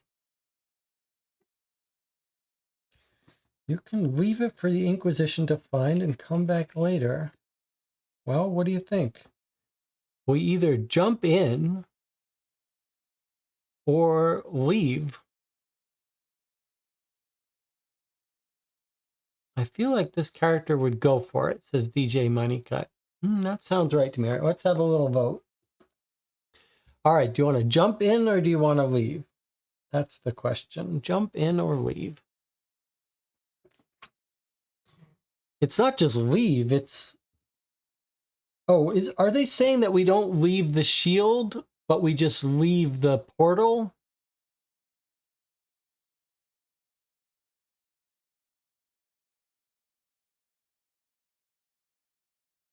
TJ is voting jump in. KM Bose says jump in. Isara says jump in. Just so we're clear, they're not saying leave the shield, right? They're just saying like leave the portal for now. It sounds like we can decide whether we want to... If I had to guess,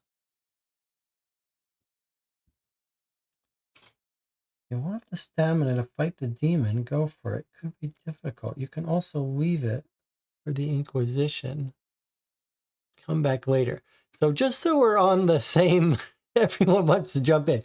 So we're on the same page. It looks to me like we could leave and do some more puzzles and gain some more artifacts before we fight the demon.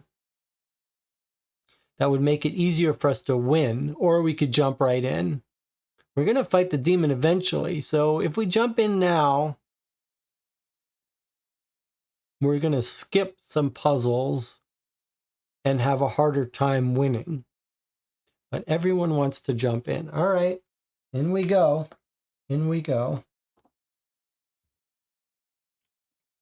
Jump in, take card 26. Just remember, you asked for it. You're right, though. It does seem like our character, Thomas Lyndon Bart, doesn't seem... Things don't faze him. Hey, you. Yes, you gloomy little creature from the swamp dimension. Prepare to be entertained by my brilliant personality. I'll win you over with the power of friendship. Oh, boy. Discard all the cards except 24 and the hero card. Remove the top 2 cards from the deck. All cards except for the shield and our hero. And you had us discard these 2 great cards that we would have gotten stronger from. I'm just going to put them aside so we can look at them later. Okay. Now, it's time for the boss fight. Take out the chapel interior sheet and cards out of the box. Put sheet D in its place. Turn the floor around. Take the hero figure from the punch board. Place it on the starting point. Put all remaining cards, card 24 and the hero card, next to the game area. Okay, so these go away. This flips around. Make sure that looks right.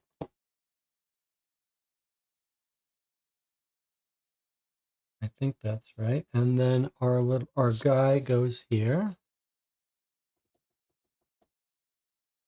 Okay. Then this goes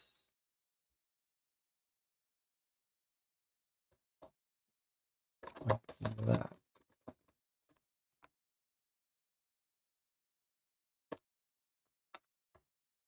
Oh. There you go. Look what you've done to us. Look at that demon.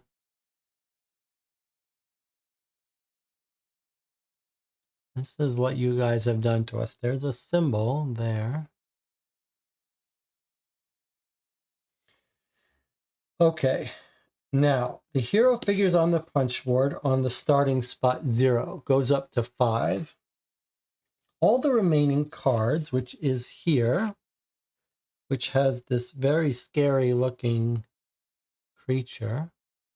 Stop. Flip this card only when the game tells you to. Okay, so we put these cards off to the side.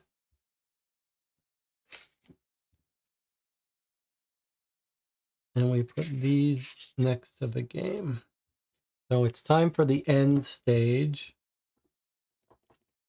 Here we go. We've got these cards.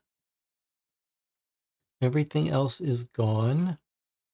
Then we've got our person here. When you're ready to start the fight, flip the first card for instructions. Okay, I guess that means this card. Flip this card only when the game tells you to. Okay, so now don't forget, there he is. There's the demon. All right, so I'm going to flip this card and we're going to see. Let's see, can I do it this way?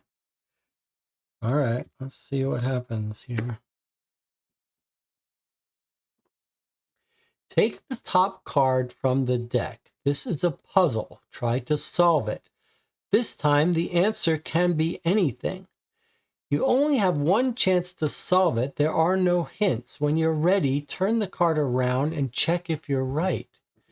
You can use the shield once in the whole fight to skip one puzzle using the instruction on the shield card. After you check the answer, follow the instructions on the card and proceed to the next puzzle. If you answer the puzzle incorrectly, don't worry, it will not end your fight with the boss.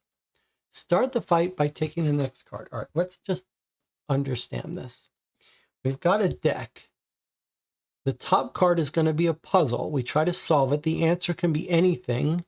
We only have one chance to solve it. When we think we know, we flip it and we see if we're right. We can use the shield once to skip a puzzle using the instructions on the shield card. After you check your answer. Okay, and now the shield card says you can use it to deflect a single enemy action to count it as a success. That sounds like we can solve it we can use it after we fail. Okay, let's see what our first puzzle is. The demon is attacking. Cast the counter spell. Okay. Well, I see circles. All the lines are on circles. All the circles are connected, and they're connected in a B. And maybe we can take this off and look at it. So I see a couple things. I see a B here. I also see square, circle, triangle, hexagon. But remember, the answer can be anything. We're not going to use that chart anymore. I see a bunch of connected squares here. Maybe we should study this scene a little better. All right, so we've got this symbol in here, in this circle.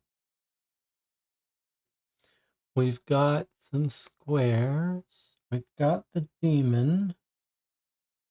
We've got the tree, square, circle, triangle, hexagon.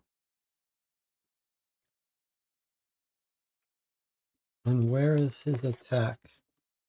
Okay, here is his attack.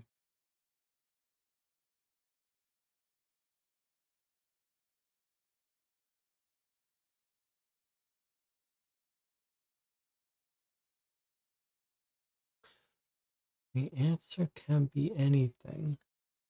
Well, let's just look for a second. We see squares. This doesn't seem to be made up of shapes. It's just lines. Then there's this. If that's an order, square, circle, triangle.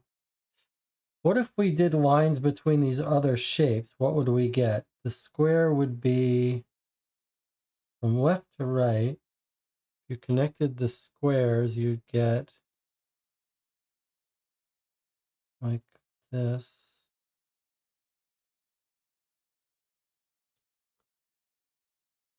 you'd get a straight line for these squares. The triangles, if you connected them,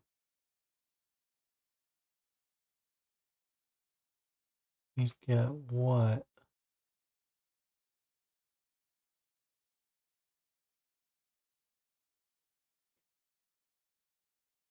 Then the hexagon, if you connected them. Okay, it's smallest to biggest. That's useful. Okay, look at the circles. They go from smallest circle to the biggest circle. So if we go from the smallest square, where's our overlay?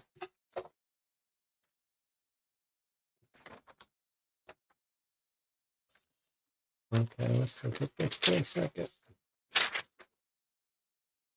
Okay. Okay. The smallest circle to biggest circle, if we go from smallest square to biggest square, it's just that, right? No other squares.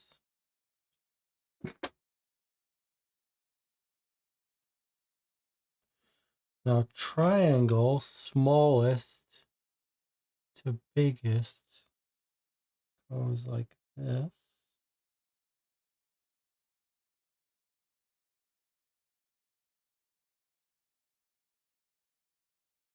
And then hexagon, smallest to biggest, looks like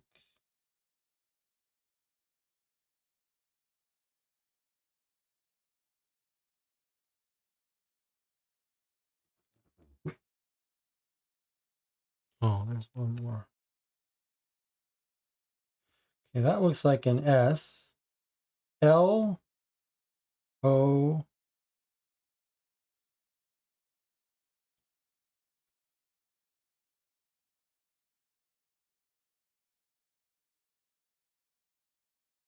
One's a straight line, one's a diamond, one's kind of an S. Hmm.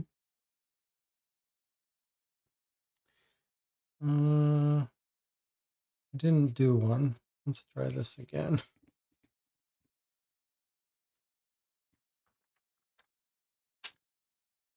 Let's try that again.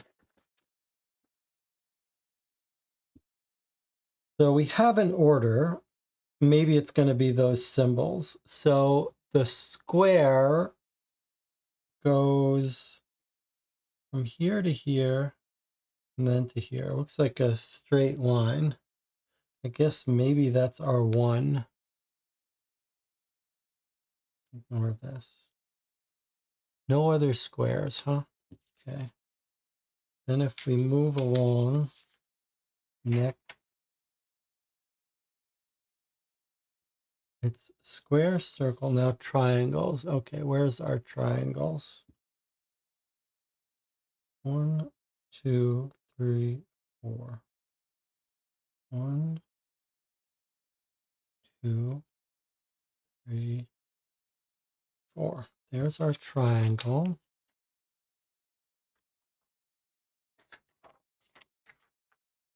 Then our hexagon.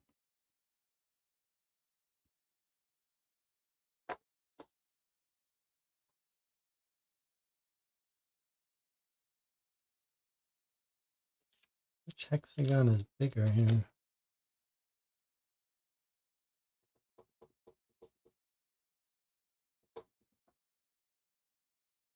These two look similar in size.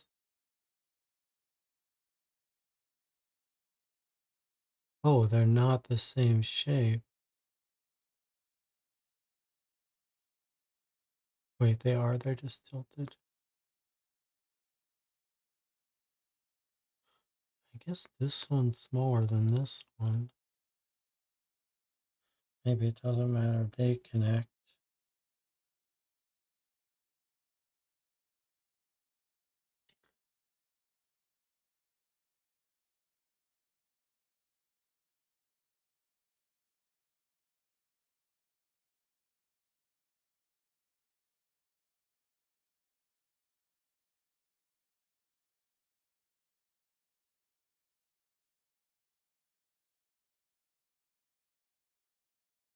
So if we treat these circles as a 3, right, let's trace circle here.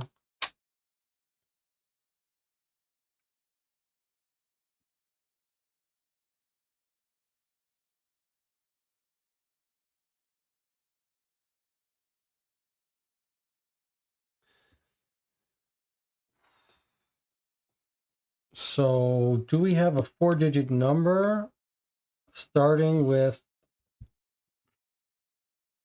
square, circle, triangle, hexagon? Do we have, these are just, okay. These are the circles. These are the squares. These are the triangles, and these are the hexagons. So square, circle, triangle, hexagon would be 1, 0, 1, 0, 1, 3, 0, 5. 3, 0, 5. What do we think the answer is? Square, circle, triangle, hexagon. Square, circle, triangle, hexagon. 1, 3, 0, 5. What do you think?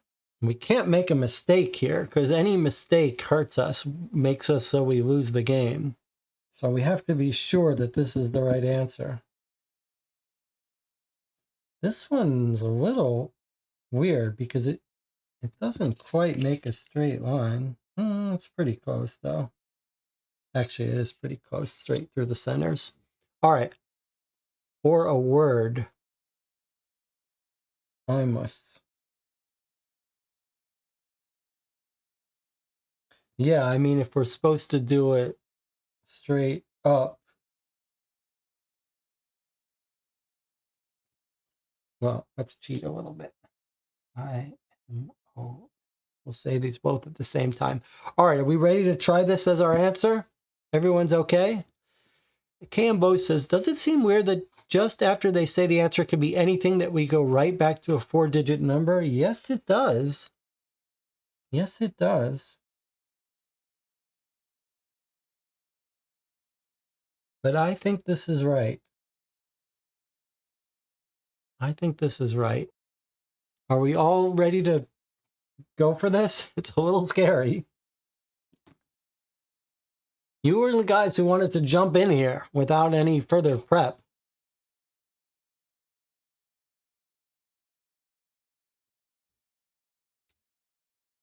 You're not feeling so confident now, huh?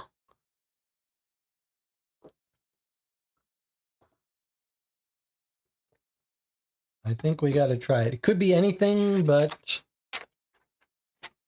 we're young. We have a death wish. Okay, here we go. We're going to fight this demon. He cast a spell on us.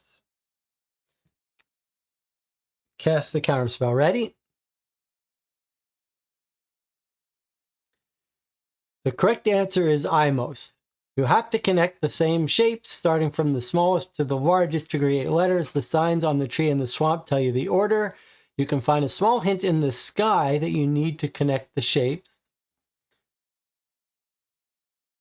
There's the orders, there's a shape. All right, we got this right. So we got the correct answer. Imos or 1305. Advance the hero figure and proceed to the next card. Okay, we got that right. So our hero is moving one step further. Okay. Next puzzle. I guess it's time for a break. I should have stopped before we did that. Okay. I'll see you in 8 minutes for the finale.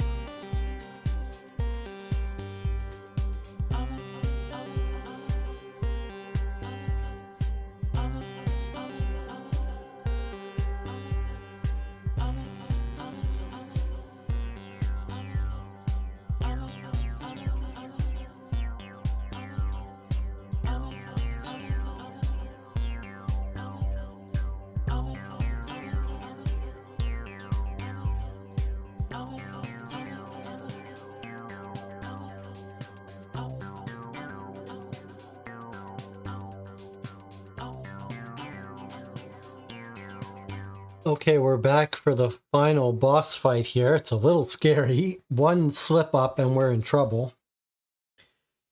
Here we are on our boss fight. Well, he's right behind us, chasing us. We've got to escape down to 5. So we have to have 4 more victories. 1, 2, 3, 4 to escape him. We do have a shield. The instructions for the shield are a little bit ambiguous. I can't tell if we can only use it to skip a puzzle or if we can use it to recover from a puzzle we fail. And I'm not sure how many wounds we can take here. But it's time for our next fight. Okay, here we go. We still have our shield, and here is our next puzzle. The demon activates a shield. Break the magic shield, it says. Answer can be anything. Last time it was a 4-letter word. He activates a shield, huh?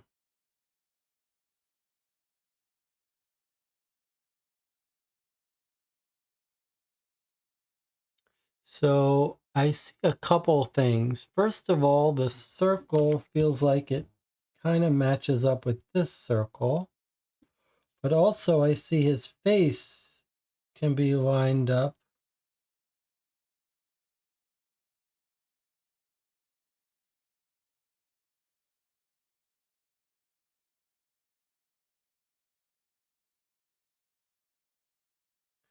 Oh, I wonder if it has something to do with that.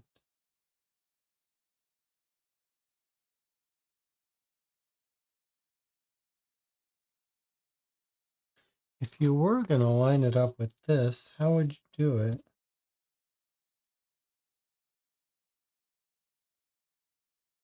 How would you know?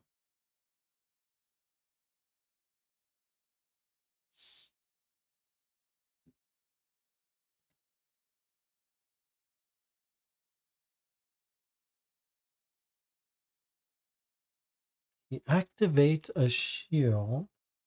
Break the magical shield.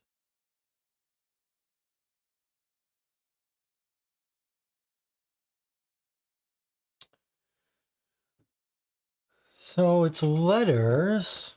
I wonder if this is going to be another word again.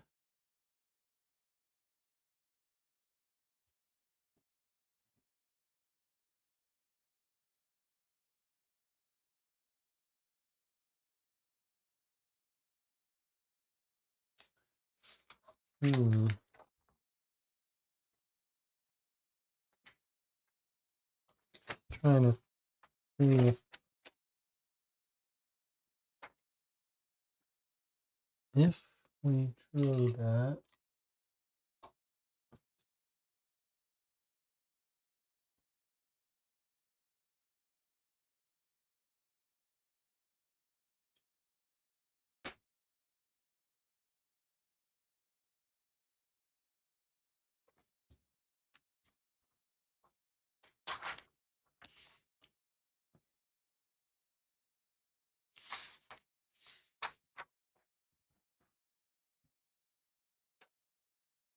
I'm just trying to think if this somehow aligned with this.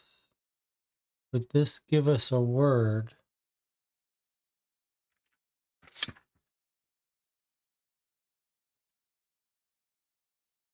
B-O-A-O-B.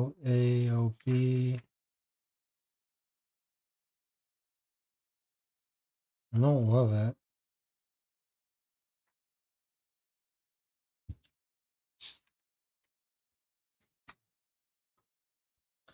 How would we make sense of it, though? What is there to think about here?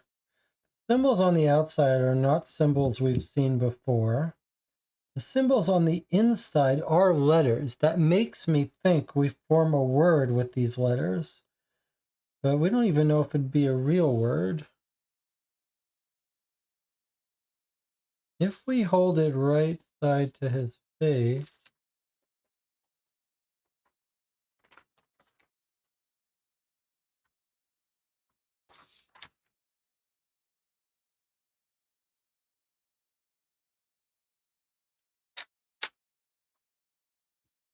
Let's take a closer look at this.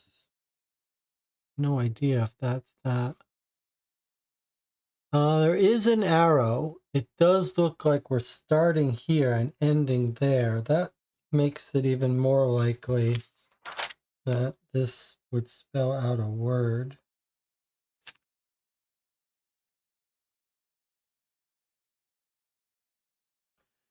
So if it was like that, NINSB,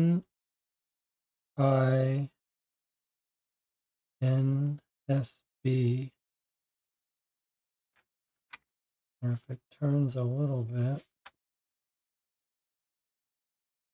it ended in a K, NINSK.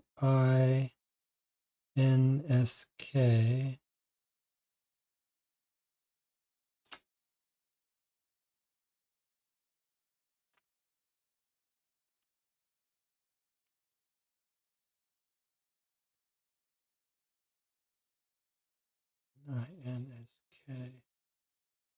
Or if it was straight,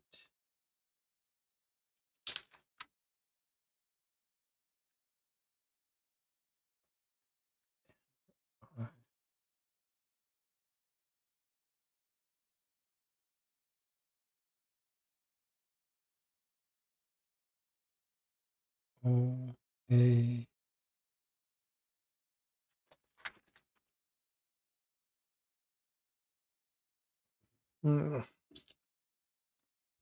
It does feel like this could be used to give you a set of letters, but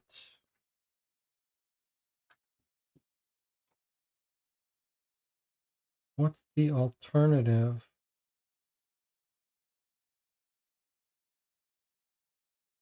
Could it be his arms? He's casting a shield. How about our shield? Could we use it?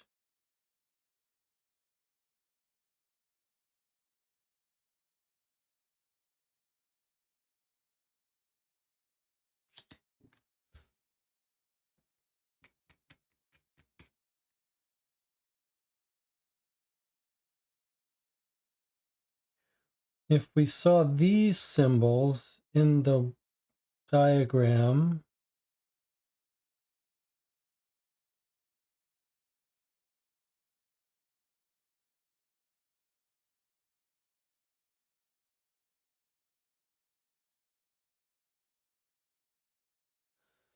if we saw these symbols, we could match them to letters. It feels like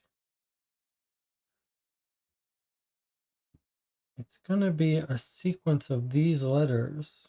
Do we see any of those letters in this picture?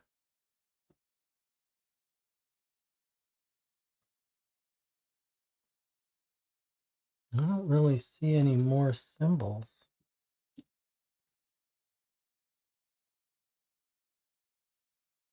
That's clearly a path. Not sure I see any more symbols in the picture though.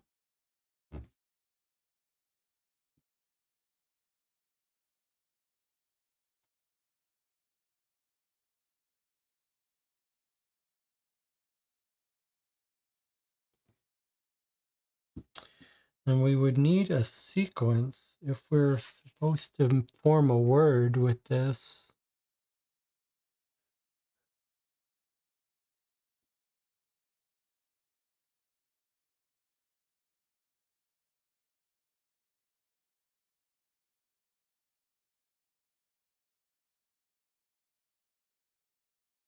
He activates a shield. Break the magical shield.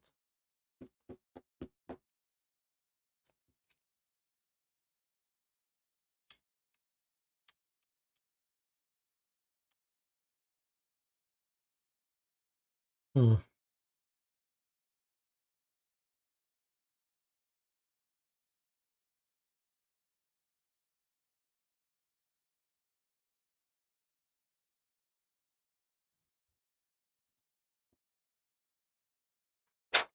That's the only thing I can think of.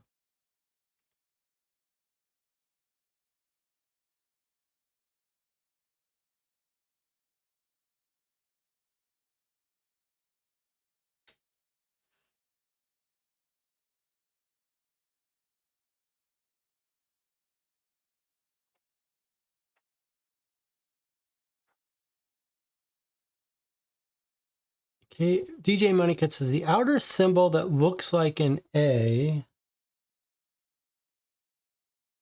is repeated 3 times. The outer symbol that looks like an A is repeated 3 times. Yes, you're right, it is. It's an arrow looking symbol. Let's do it this way. That's repeated 3 times. That's a good point. I noticed the arrow on the shield is segmented. The arrow on the shield is segmented? I don't know what that means. There's the shield. What arrow?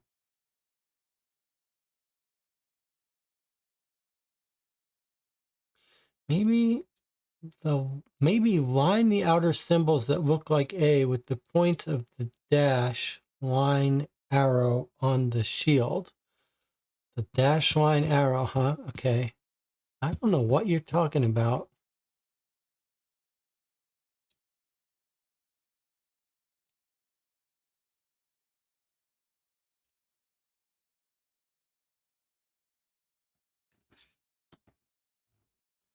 Round shield, not the dragon shield.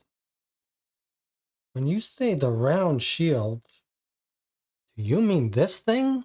This round hole in the tree?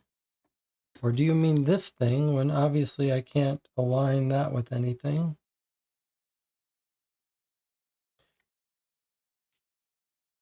I do see that there's this, but this isn't really an arrow anymore. This is, though. This is an arrow, this is an arrow, this is an arrow, this is an arrow.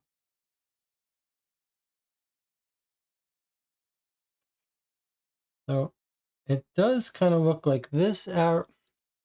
It does kind of look like maybe these 2 arrows are these 2, and then this one is this one. I like that idea. So if we did that and align it that way, then these would be like this.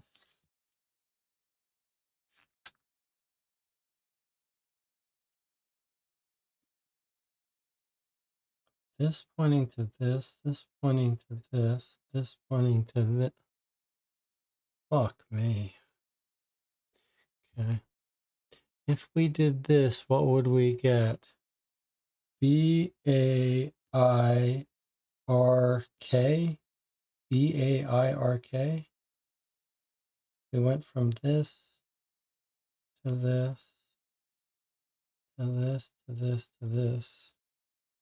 Then we get, if we want, I do like the idea that this is an arrow, this is an arrow, and this is an arrow, which correspond to these.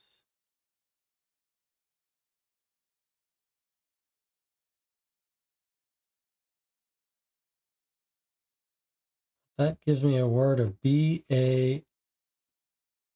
That is an I, right?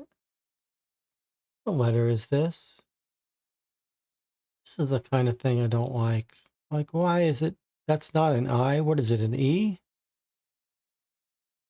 Like, why are you making me try to, in addition to all this, figure out what letter this is supposed to be?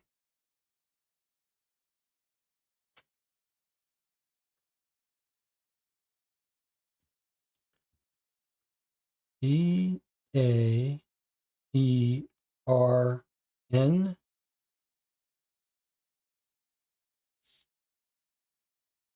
B-A-E-R-N?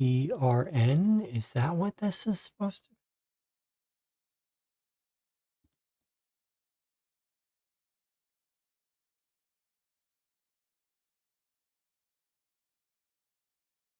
maybe it would be easier to do it like that.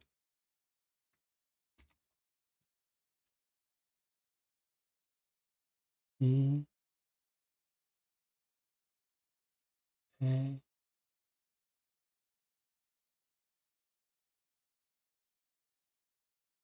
Oh, this is just annoying.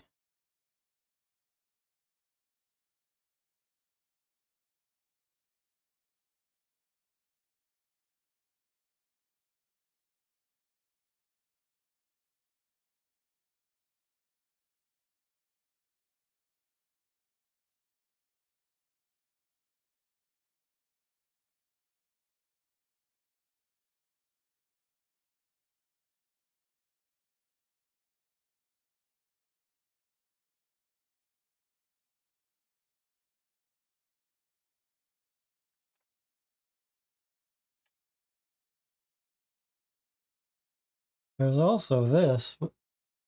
I want to. There's also this that looks like the tip of the arrow.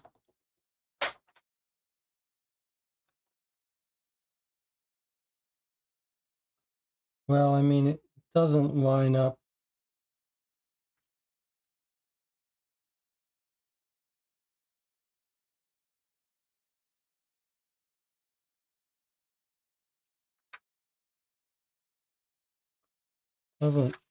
Doesn't spatially register.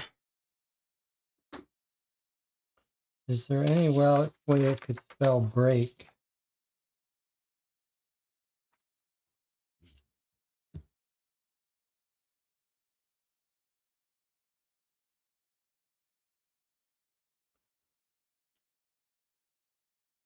I mean, BR.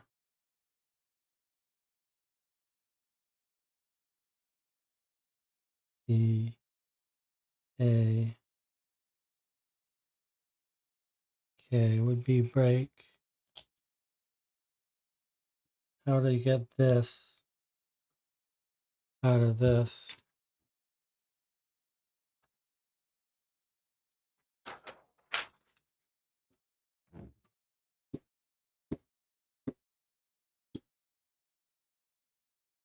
I will notice that everyone noticed the 3 arrows. But look, there's a line, a square, and there's an end. So is that what it is? Is this the start, which is B, and the end is a K? So I think maybe you were onto the right idea, and maybe it doesn't have to be spatially aligned. If we just think about it as this cross is the starting point here. So we start at a B, and we're going to end at this arrow head, which is here. So we're going to end with a K. And then in between are going to be these 3 letters, which are E, A, and an R. Assuming that's an E. There's an A, there's an R. So actually, B, E, R, E, A, K. I think that's it. I think it is break. It's just that rather than spatially line it up with this, we're just supposed to go from the T to an arrow, to an arrow, to an arrow, to a final head arrow. So from a B to a K, passing through the letters A, R, and E. Break. Okay, I think that's it. I think that's break. All right, here we go. I'd say that's a little frustrating, but okay. The answer is break. All right, well done to the person who figured out it was break. You have to find the shield shape to determine the start and end of the arrows. Then you have to follow the line, reading letters along the way. All right. Well, we basically got it right. A little frustrating, but all right, we passed. Advance the hero. All right, we're on the 2 space.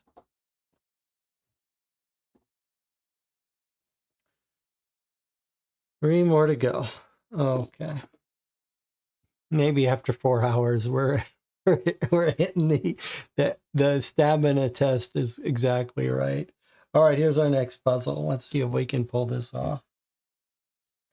The demon accumulates mana. Determine the contents of the empty row to steal the accumulated mana. Determine the contents of the empty row.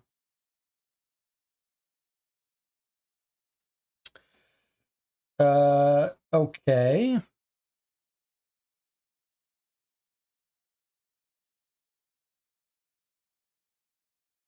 This feels to me like it's patterns that doesn't need anything else on the picture. I could be wrong, but I feel like, and KMBO says this looks like it could be a Sudoku puzzle. Yes, I think you're right. So digits 1 through 4. I think you're exactly right. So if we make a 4x4 grid,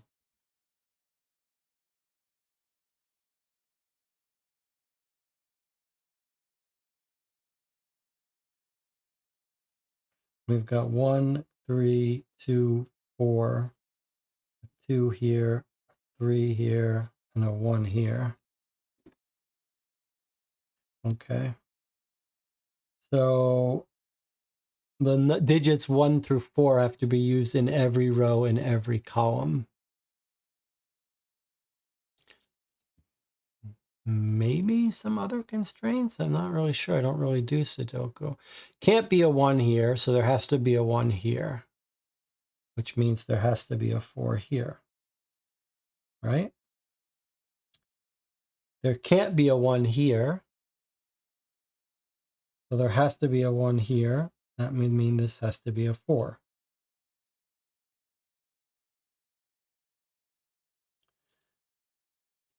Okay. What else have we got? 1, 3, 4. So that would mean there has to be a 2 there. There can't be a, well, there could be a 3 or 4 there. There can't be a 4 here. So it must be here. That must make a 3 here, which would make a 2 here, which would make a 3 here. So here's our row. 4, 2, 1, 3. Any objection? Good catch that was Sudoku. So every row and every column has to have the digits 1 through 4. That's how we filled that up.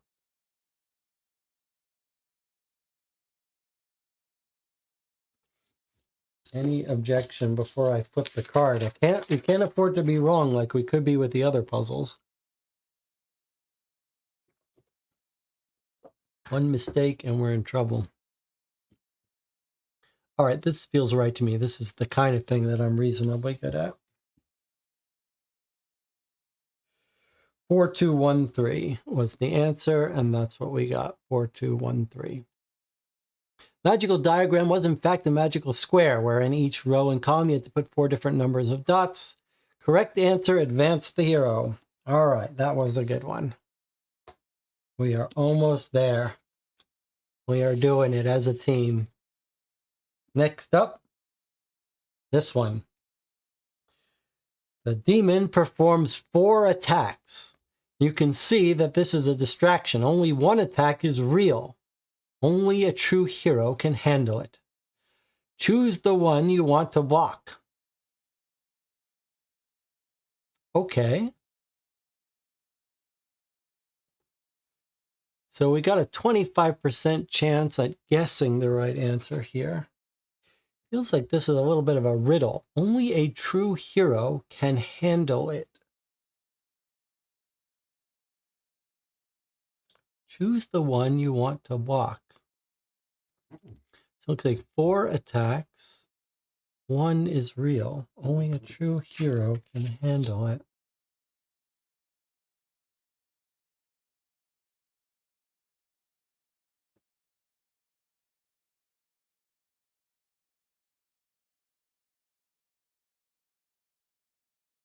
Is the key the word hand?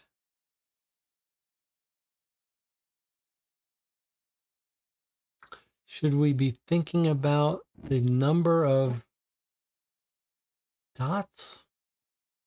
Like, is this 33242, 24332, 32324, 42233? Is that how we're...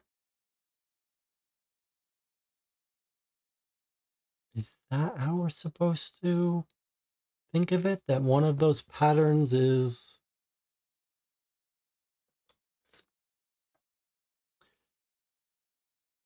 the one that matches the stats on our card.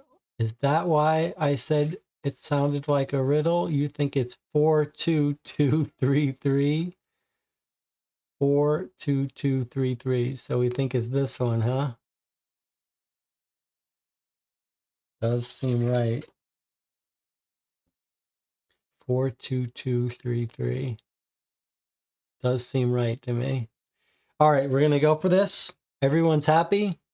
Good teamwork.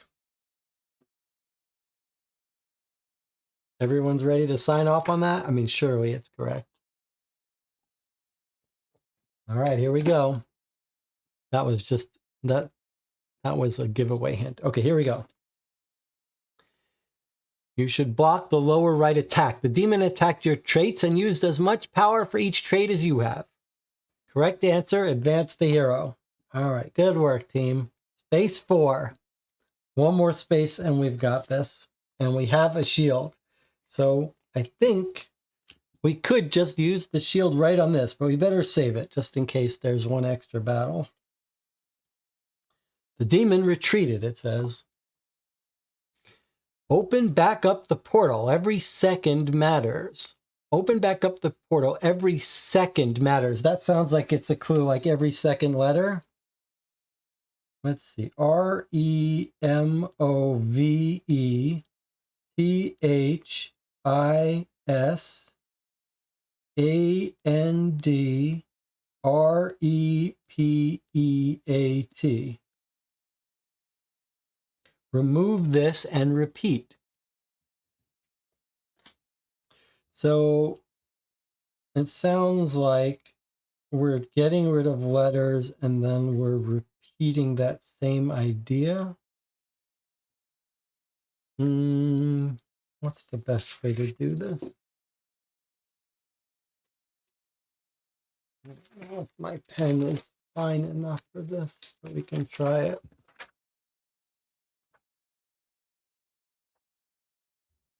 Okay, so we think we're removing every second letter. REMOVEETHISANDREPEAT.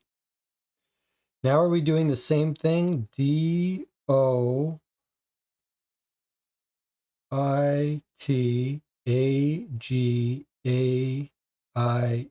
Do it again. DOITAGAIN.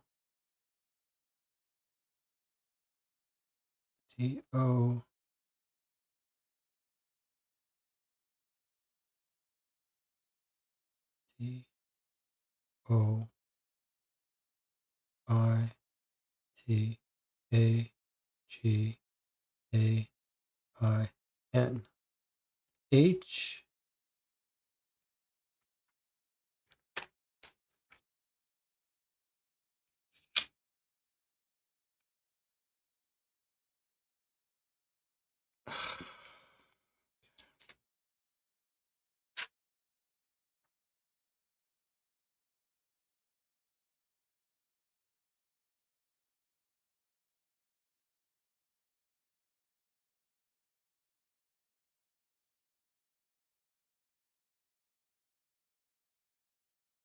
H-O-C.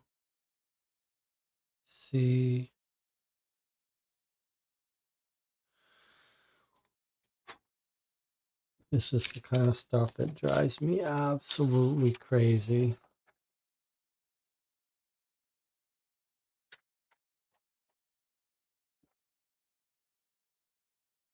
REMOBEATHISANDREPEAT. Next, DOITAGAIN.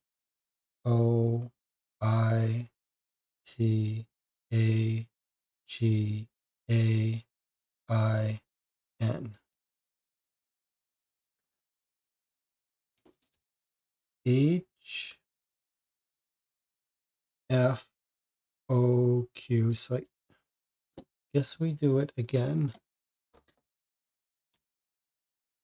H, skip the I, skip the F, we do the O, skip the Q, we do the C, skip the S, we do this,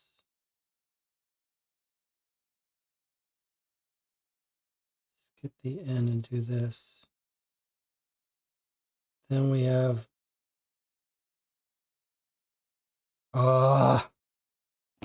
it's really annoying.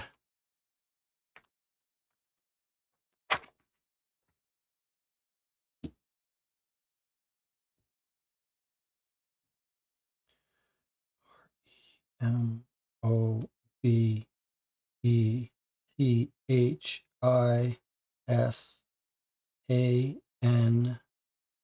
and REPEAT. Okay, the next one says DOITAGAIN.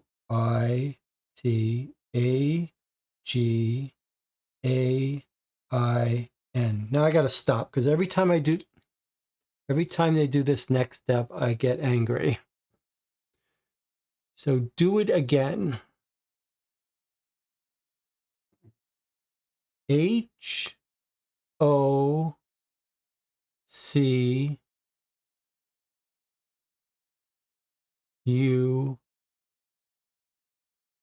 Hocus. So we think that's the answer is hocus. Not that I should cross that off, but that's the final answer. Okay.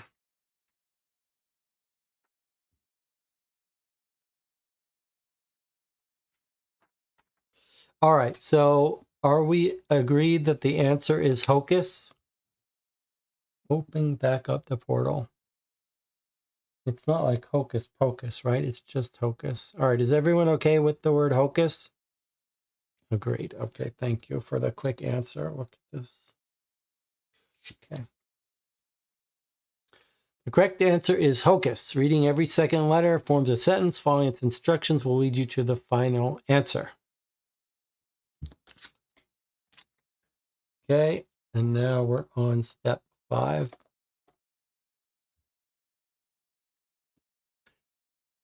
You have escaped.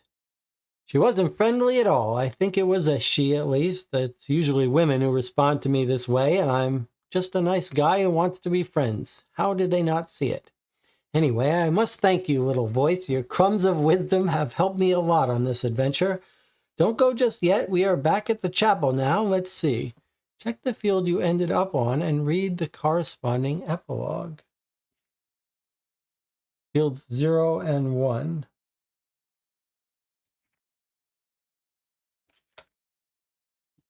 So we made it all the way to 5.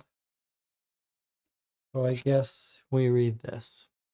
Not only did I escape this rancid, not shiny swamp, I also managed to close the portal. Now that is a next level stunt. The shield is very heavy, but so shiny, I just have to keep it. Everyone will be green with jealousy when I hang it on a statue in my mansion. Perhaps the one depicting that mythical sea creature, dolphin. Yes, that one. It will look even better with a dragon steel shield. This calls for a celebration. All drinks for me are on me whenever I reach an inn. The end.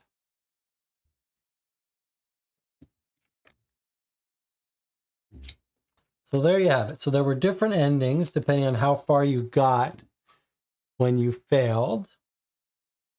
So if we had gotten something wrong, what would happen? Proceed to the next card.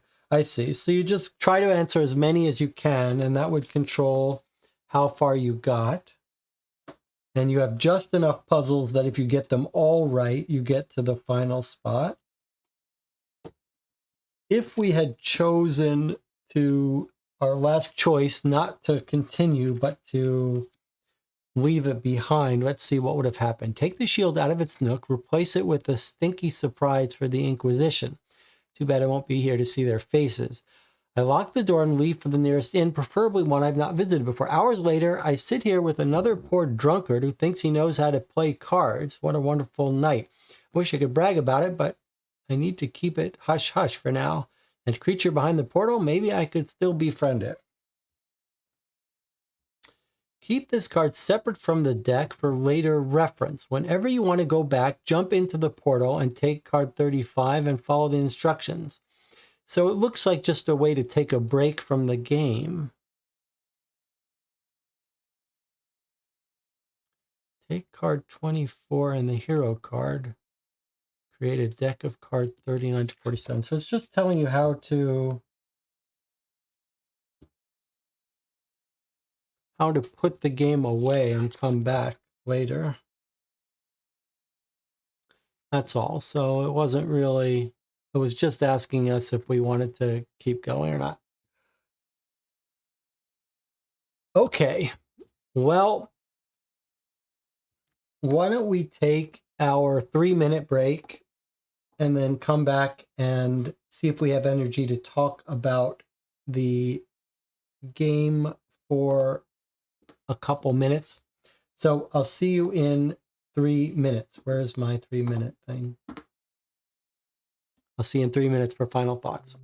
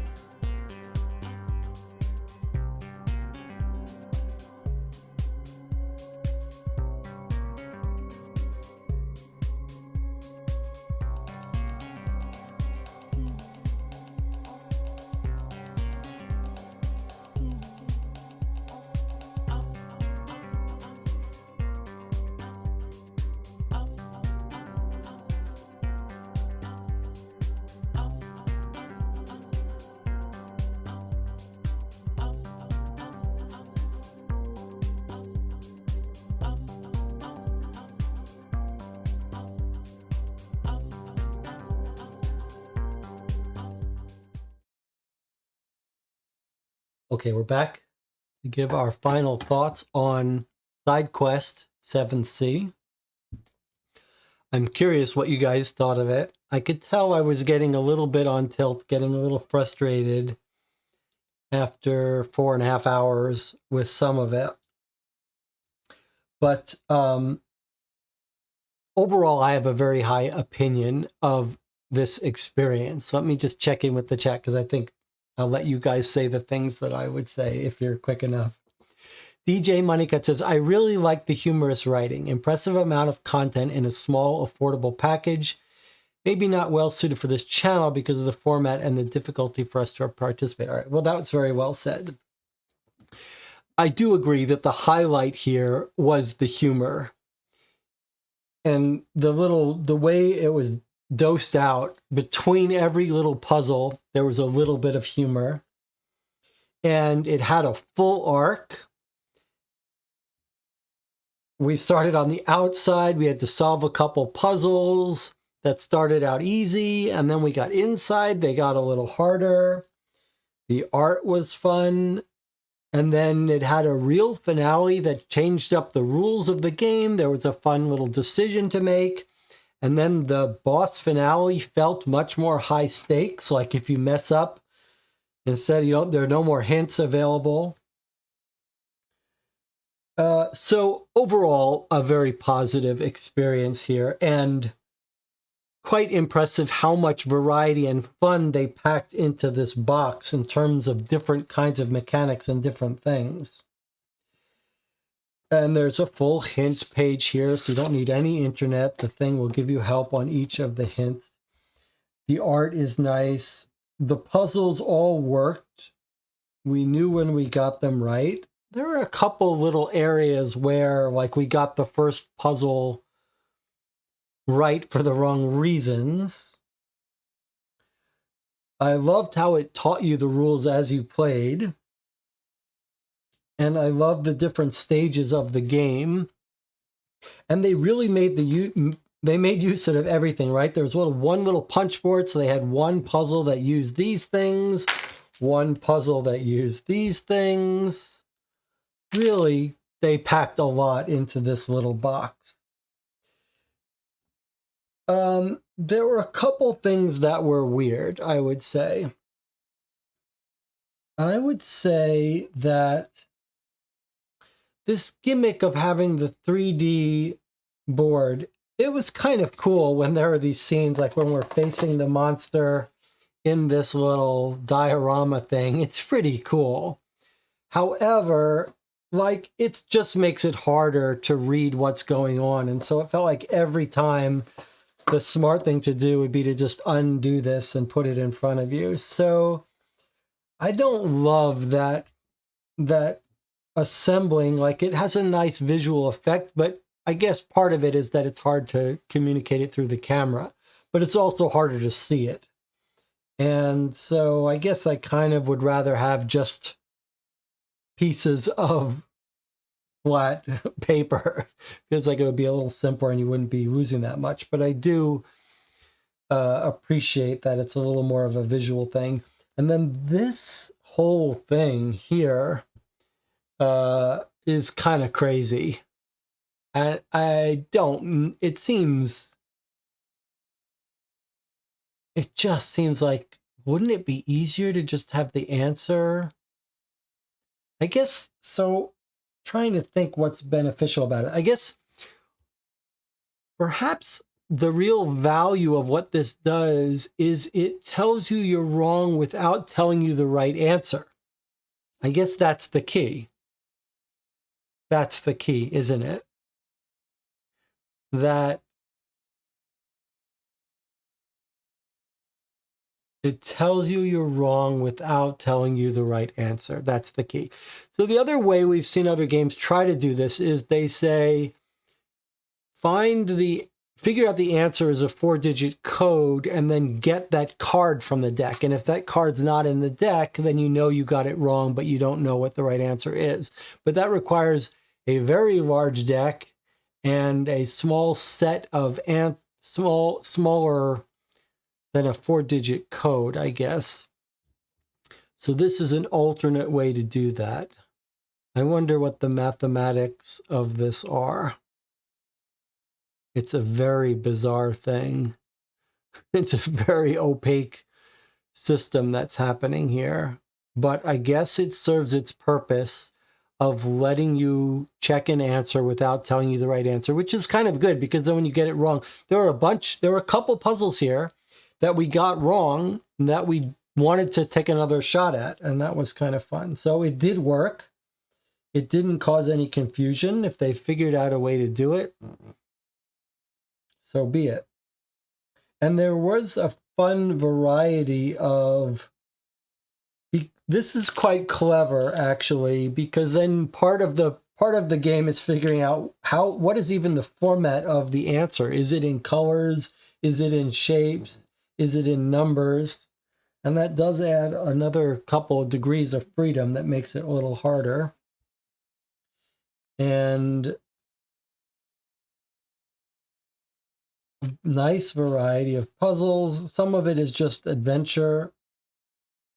Most of it is just pure puzzles, but all satisfying. So I had a good time with this. I hope you did too. Any last thoughts in the chat? Weird answer. System didn't hurt the experience. Isar says, I love the practicality of it, the moving parts, the use of components, really like the art. KMBO says, another good use of the overlay and erasable markers. I need to get some more better fine tip markers for that. It's just too frustrating when it's so big. Dorp says, larger version of this sort of shifting set puzzle game is the Break-In series, Area 51 Alcatraz. There's a whole set of mass-marketed escape games called Break-In to Area 51, Break Into Our Area to Alcatraz, and Dorp says they use that same kind of thing. Interesting. DJ Moneycut says, did you like this better than the other games by this designer? Well, no. Children of Wormwood, Escape Tales, is a much better, richer experience. So there's that. But for a small little box, this was quite a journey that we took together. And I love the humor here. I'm typically not a fan of this kind of humor, but this was done so well. All the more impressive because it was originally written in Polish. Whoever they had doing the translation did a good job and captured the humor.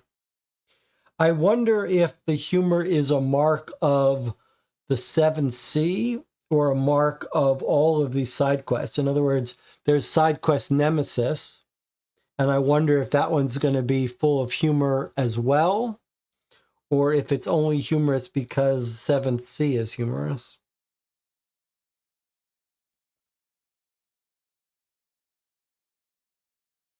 I really love the multiple little acts and the humor for this one. Okay, but Children of Wormwood was a whole different tier of experience. Okay, thank you for joining me. I had a blast. I apologize for the frustration.